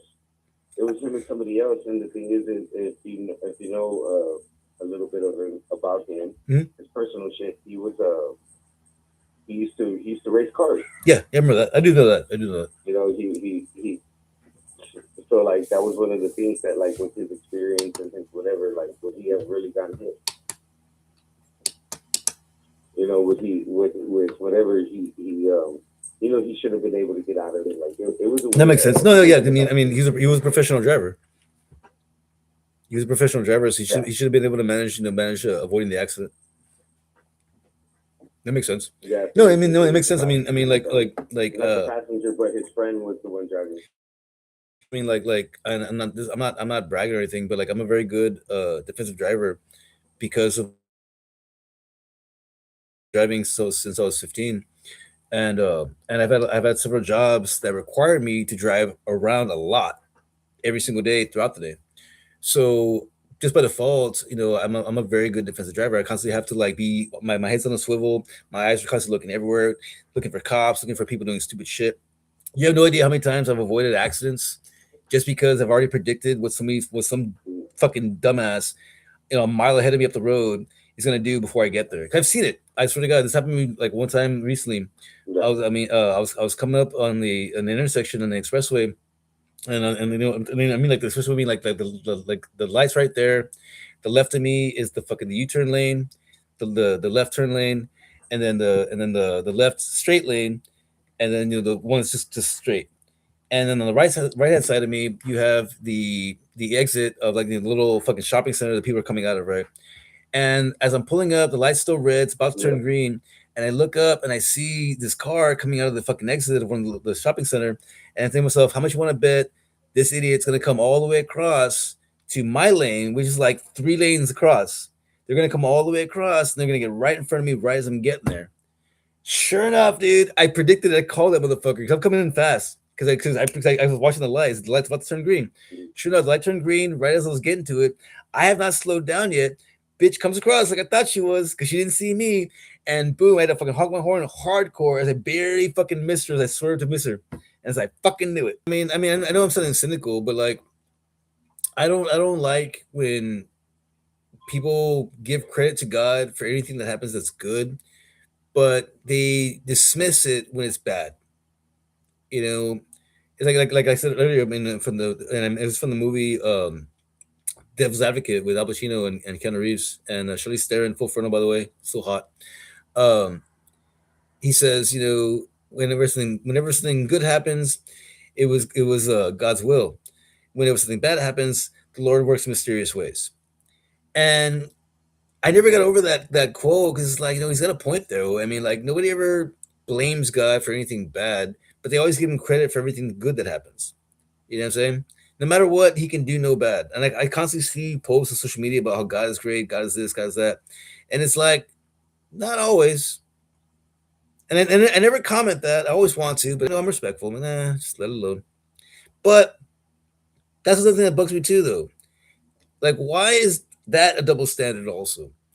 Why is it that we have to respect everybody else's beliefs, but they don't have to respect ours? You notice that? If you're religious, if you're a Christian, Catholic, that's usually the number ones that come up. It's okay for you to like post all this shit on social media about how God is good, God is great, blah blah blah blah. Judge everybody. But here's the thing, though, is that like maybe one of your friends or family members is not, really religious, or maybe something really tragic happened to them, and they're like not really feeling it, the whole God thing. And then you go and post something up on your social media, and they see like maybe they're okay. I'll give you an example. Maybe their mom just passed away, and it was not due to natural causes. So they're having a tough time, and they're questioning God. Why would you do this? Why would you take this person away from me? They meant everything to me. I really need this person, especially at a time like this. And then you go on your Facebook, you see someone that says, God is great. Everything he does is good. And you see that and you're like, fuck you. Because what the fuck? Explain that one then. Why is she not here? I'm just saying. But that's okay though. We have to dismiss that. So I do this on a regular basis. I posted this up recently. I said, let us all give credit to God for all the terrible tragedies that are going to happen this coming year, because I don't feel that he gets enough credit. You know what I'm saying? Because let's be honest. I mean, we always thank him for all the good shit, but we never get mad at him for all the bad shit. I do personally. I'll never get over that fucking flood in fucking Kerrville or Kirk County.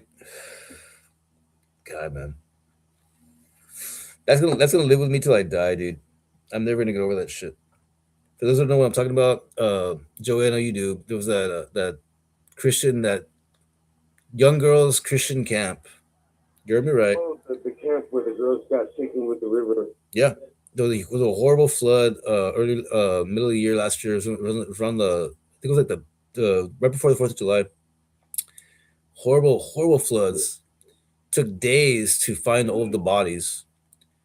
I think almost a month. There was no warning or anything like that. There was no warning. The whole issue with it was there wasn't a warning or anything. Yeah, there was no emergency warning, no fucking weather warning, nothing. And a whole bunch of little girls, died in a terrible fucking flood. And it was a Christian camp, of all places. And I'm not saying this lightly. I'm not joking right now. I'm not saying this like this is always ironic. No. I mean, it is ironic because that's what pisses me off. It's like things like that happen. Where is the justification in that? That's why. Right. That's why. And again, I apologize to anybody that is religious. Hey, it looks more power to you, man. It makes you a better person. But that's why I do not put on my. How do they say to each their own? Yeah. Like the best way to put it, and this is just coming from me. That's why I do not put my faith into an imaginary being that I do not know even exists or not. Maybe there's a God, maybe there isn't. But since I don't know, I'm not going to trust something based on faith. I trust what I can see and what I know and what I can actually figure out with enough time and effort. No, there's no amount of time and effort that's ever going to be able to make me know for a fact that God exists. So I'm not going to put my faith on something based on that. I put my faith based on things that I know, or things that I can know eventually. That I know I can find out. And then that's when the religious people say you walk by faith, not by sight. So yeah, let me know how that works out for you. Right? You know, because it's like Right? no, Like there's always a justification, and it's like they can judge you and all of this shit. But then when you go to whatever them, it's like, yeah, only God can judge you. What the fuck? putting your faith in anything that you do not know is foolish, because you do not. I mean, we put our faith in people on a regular basis, and they constantly disappoint us. So why are you going to put your faith Yeah. in a being that is literally shown us how on a regular basis they can just say, you know what, fuck all y'all. I mean, it's in the Bible. Mhm. So many examples of how God is punished. You know, the people. You know, they were just there. What they deserved. Yeah, they just happened to be Yeah, I there. mean, if you really, whatever the story, he's an asshole. He's a very envious person. He's a fucking jealous person. The funny thing about All of that, the funny thing about that, in every religion, God is a jealous asshole.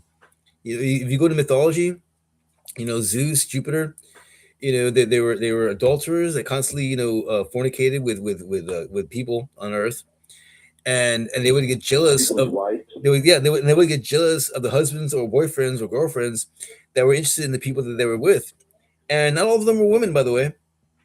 You gotta remember, Roman and Greek mythology. Guess what? A lot of homosexuality going on there. God was not always sleeping with women. God had a lot of fucking gay sex too. All of them did. All the gods did. That's why I think it's funny how like Christianity like condemns homosexuality when it's like, dude, you go further back enough, man. They were into it. It's okay. You know? It's like, oh God. I mean, think about it. Christianity came for the Romans, and the Romans were real big into fucking orgies. Hence the Yeah, term. well, I mean, that's what yeah. Go and sit. Go and And the sit. orgies were and yeah, I mean that's how the whatever it was. No, okay. Everybody hears like orgy and they think whatever, but back then females weren't included in any of like activities or anything. So the orgy was just a bunch of fucking dudes. I was hoping you were gonna say it. The phrase "when in Rome." Oh, I was building up to that. Yeah, I was waiting for you to say it. I was like, say the phrase. Say the phrase. No, because it's funny because I remember you told me that story how you said that one time at a bar, and they're like, "Oh, you're like that then." You're I like, said it at Cowabungas. "Yeah." I said it at Cowabungas and Cookie, and everybody looked at me and they're like, "Oh," and I was like, "Huh?" And then somebody told me, or one of them told me, I can't remember who it was, but they all looked at me like whatever. And I was like, "What the fuck?" What did I say? Well, tell the story. Hold on. I was waiting for you to tell the story. Huh? I was waiting for you to tell the story. I mean, I've already heard it, but I mean, tell it again. Tell the story. Why? It's been so long. Shut up, bitch. Yeah, I didn't remember. They asked me if I wanted a shot or some shit like that, and I was like, yeah, you know, when in Rome. And when I said it, Cookie and all the guys, they all looked at me, and I was like, what? And they looked at me all funny, and they like grinned and laughing and shit, and I was like, what is it? They somebody explained to me about that, and I was like, oh, now I get it. Because I mean, I knew about the orgy thing and you know it being male and all this shit, whatever, all male and whatever. But I didn't know that that's where the phrase came from. You know, so like, yeah, that shit was fucking hilarious. But I guess now.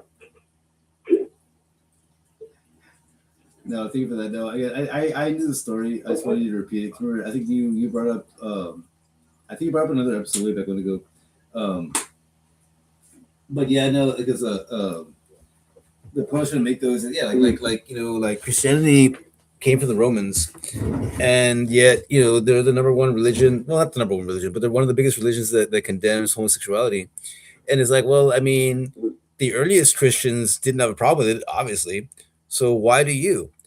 And my theory is it's just a way of separating us. You know, Yeah. like, because I mean, like that's all of our, and then we'll start shutting it down. Like we'll talk about this last subject, then we'll start shutting it down. Like ultimately, the goal of all of our leaders as a whole, especially in the U.S., is to keep us separated. You know, to divide us into individual categories. That way, we have a reason to compare each other, and compete over who's better than whatever the fuck. You know what I'm saying? And George Carlin talked about it plenty of times. Like race, religion, social economic status, financial status, your sexual preference, even just your likes and interests. On a regular basis. That's why like our social media is constantly flooded, with ads and pages of other people's or group pages. The people that we don't follow yet, but it's something that we might be interested in. You know what I'm saying? And all they're trying to do is just map out what we like, what we do, in order to figure out ultimately what we're going to spend our money on. In the end, it all comes down to money. It's all fucking money. That's why like anytime anybody says, "Why is this happening?" I say, "Money." Anytime anything is happening, I'm not talking about natural disasters. I'm talking about like just shit that happens in the world. It's all money, especially if it's in the U.S. If it don't make dollars, it don't make sense. That's our policy. And then the follow up with that is like, if anybody asks, well, what if this happens? Our other government policy is, let's just see what happens. Because guess what? It's not going to affect us directly. We'll be fine. The people are the ones that are going to suffer. But guess what? Collateral damage. Once we pick up the pieces and fucking, and the dust settles, we'll try again and again and again until we get it right. However many times it takes, however many people we have to fucking risk or fucking, what's the word? Not risk, lose because of it. It's okay. You know why? Because we can always make more. That's why abortion is illegal in some states, because that child has yet to be able to produce. The only real reason, the reason that abortion, and we'll start shutting it down, but only because this popped in my head right now, because that's another example. And again, that's why I have to stop, because we'll keep on going if I don't stop now. That's another example. Yeah. That's another example. That's the reason why like abortion is still illegal in a lot of areas. It has nothing to do with the preservation of life. It's the fact that that person can still be a productive person of society. Sorry, productive member of society. There you go, productive member of society. Okay, and that person is going to cost. Because it's a dollar. Yeah, that person is money. Okay, the government does not see a boy, a little baby, a little boy or girl. They see a dollar sign. That kid, if they live to term, is going to cost those parents a shitload of money over the course of time, even if they don't keep the child. Say they give it up for adoption immediately after. That costs money to do that. Okay, regardless, the government is going to get some money from that shit if the baby lives to term. And if the baby, say, grows up with a family, they become, again, a contributing member of society. Then guess what? Now that person is fucking doing shit. Again, I mean, all we really are is a dollar sign. All we are is just fucking giving back to these assholes that run this fucking place. That's why the only time that we matter. That's why they keep us alive. You know what I'm saying? To keep us going to these jobs that we fucking love so fucking much, so they can keep on going to the bank. It says right here, I asked ChatGPT or whatever, and it says between 300,000 to 333,000 Say again? to the age of 18. Wait, what? We talking about? Huh? I asked ChatGPT on how much it costs to raise a child, and it says 300,000 to 330,000 To make a child? to 18. Yeah, to raise. To raise a child. To 18. Wow. Yeah. 300,000? Damn. 300,000. Wow. So, Huh? okay, so think about that. $300,000 over the course of 18 years. Multiply that. Alexa, What is the population of the United States of America? The United States population is 349 million people. 349 million. Okay. Alexa, on average. Oh, no, sorry. Alexa, stop. No, sorry. I have to think of how to word this properly. Hold on. Alexa, stop. Hold on. I have to think of how to word this properly. I'm trying to think of the average rate of people being born in the U.S. per day. How do I word that? Hold on. Question. Because if it's roughly about 300,000 average to raise a child from birth to 18 years, I'm trying to figure out how many people are born per day.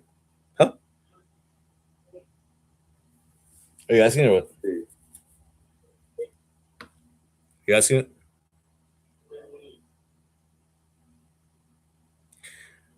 Alexa, on average, how many babies are born per day in the United States of America? About 10,012 babies are born daily in the United States. 10,000. Okay. 10,000. That would come to 90,000 to 10,000. Yeah, there you go. 10,000. Badass. Okay, cool. Okay, that's awesome. Two different search engines came up to roughly the same number. That's badass. Okay, so roughly about 10,000.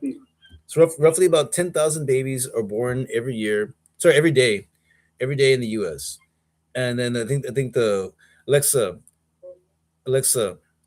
what is the population of the U.S. right now?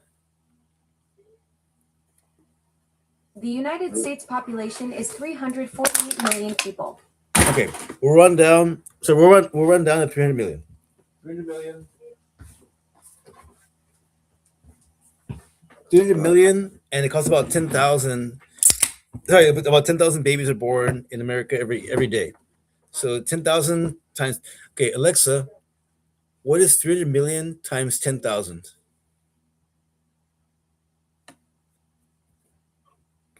Oh, damn it. Alexa, what is 300 million times 10,000? 300 million times 10,000 equals 3. Oh, oh, oh, oh, oh, oh, oh, oh, oh, oh, oh, oh, oh, oh, oh. 3 million. Basically, that's a number that we have not gotten to.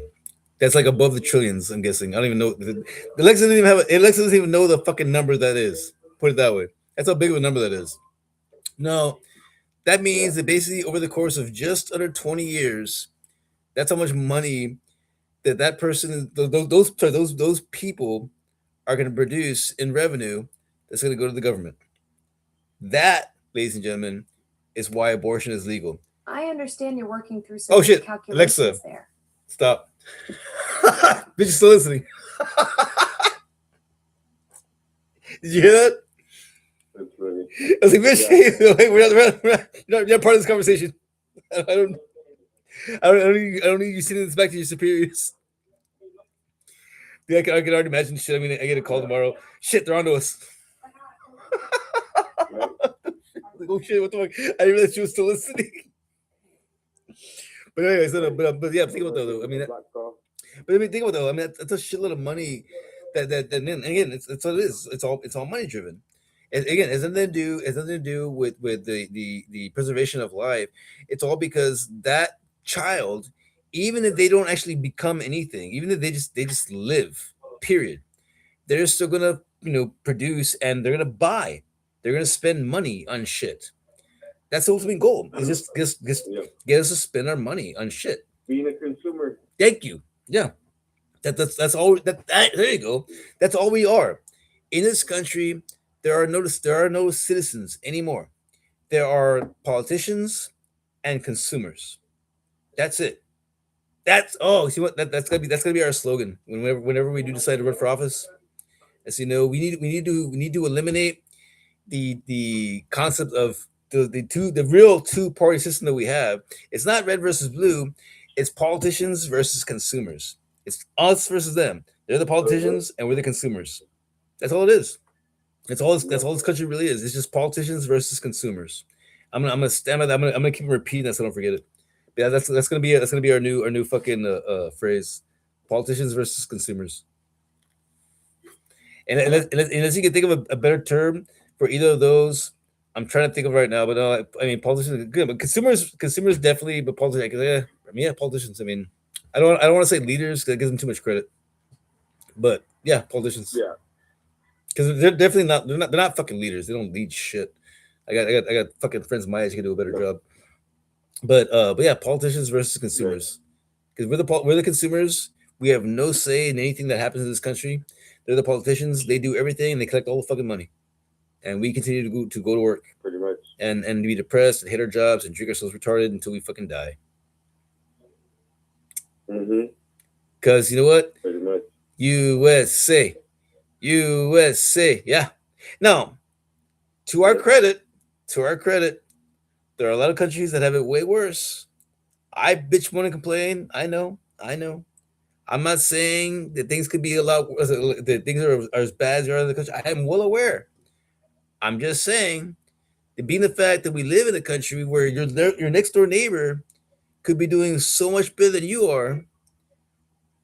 I'm just saying. Mm. I mean, can't we all be on the same page? You know, why does everybody have to be doing so great by doing the bare minimum?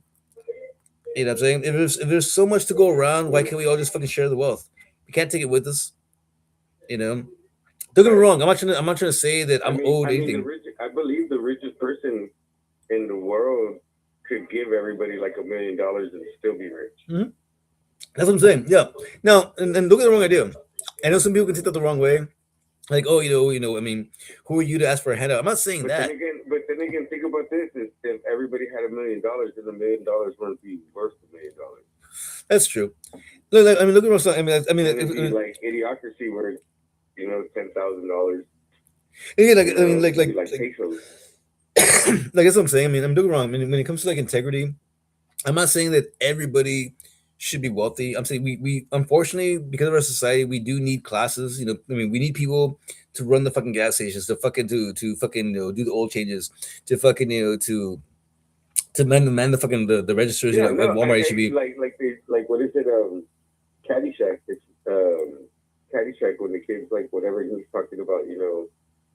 College and whatever, and if he can get the scholarship, and it would be cool, and it would help, and whatever it was. The guy goes, well, the world needs ditch diggers, and he walks off. Yeah, it was like shit. Like that's a good point. That's a good point to close out on. Like that's kind of what I was trying to say. Is it like I'm not saying that everybody should be at the top. I'm not saying that at all. I mean the world needs people at the bottom to function. But I'm saying though, is it like the people at the bottom should be doing those jobs because they actually enjoy the job? Because believe it or not, a lot of those people do actually enjoy the job. They shouldn't do the job just because somebody has to do it. You know what I'm saying? Because believe it or not, there's a lot of these professions. And again, I say professions, choosing my words very, very specifically, that we condescend, we look down upon because what the person does or how much they get paid. But in all actuality, there are people that get paid millions of dollars to do very little work that could not do the jobs these people do that they look down upon. You see what I'm saying? Like every job everybody has is important to some degree, because without you, if nobody did that job, then guess what? Things would fucking fail. Things would not go the way they're supposed to. Yeah. That person needs to be there, regardless. What I'm trying to say is that everybody's job is important. We are all important. You know what I'm saying? And that's the main point. I guess, and we'll sort of close it out. Is it like everybody? Not some cliche, but all lives matter. As long as you are contributing, as long as you're doing something, to make things better, even if it's just yourself, even if it's you're just trying to make your own personal situation better. As long as you're doing something, you're not trying to fuck up anybody's day. And as they pissed you off, hey, I mean, circumstances allow. But if you're at least trying, then guess what? You fucking matter. You're making an effort. And fuck everybody else if they fucking tell you you're not. That's what I say to that. I'm tired. I hate when people like they hate on other people because they're doing good. I don't give a fuck who you are. Even I don't even like you. You tell me you're doing good. Maybe you got a promotion, or maybe you finally got a call back from a job you've been trying to get, You know, hey, like anything that, oh, hey man, I won fucking $10 on $2 lottery ticket. I'm like, fuck yeah, good for you, bro. Right? You know what I mean? I love hearing people come up, even if it's a little bit. Like fuck yeah, dude. I love hearing that shit. It makes my fucking day. You know, I don't. Yeah. You know, if somebody tells me that they're having a bad time, I'm sorry, man, that fucking sucks. Somebody tells me they're having a good time, hey, fuck yeah, that's fucking awesome. If I don't like you, you tell me you're having a bad time, I still feel bad. You know why? Because I didn't wish that upon you, unless you're a piece of shit. You know, even then I still feel kind of bad. Oh, well, I didn't want that to happen to you. Yeah. You know, I wish good upon everybody, man. I'm over the whole fucking negativity bullshit. I have no reason to wish ill upon anybody, even people that wrong me. You know, maybe they got worse shit going on in their lives. Fuck it, let them deal with that shit. I got enough going on in my fucking world. I don't got time for that crap. You know, Right? don't get involved in other people's shit. But anyways, we are gonna sort of shut this down. Though, we're going to proceed with what we like to call our final thoughts.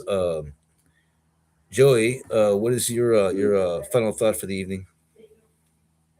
Well, like always, I'm gonna start with take care of each other, and look out for each other, check on each other, be good to each other, just picture them as yourself, like Joe Rogan said in that fucking special. He's like, what if we're all the same? We're just in different on different journeys, But yeah, take care of each other, and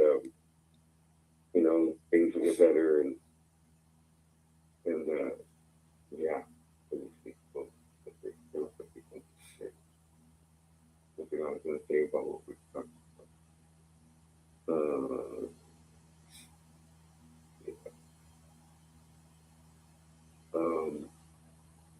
Yeah.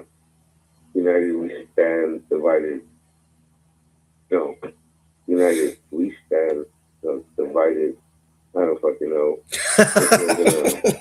Damn it.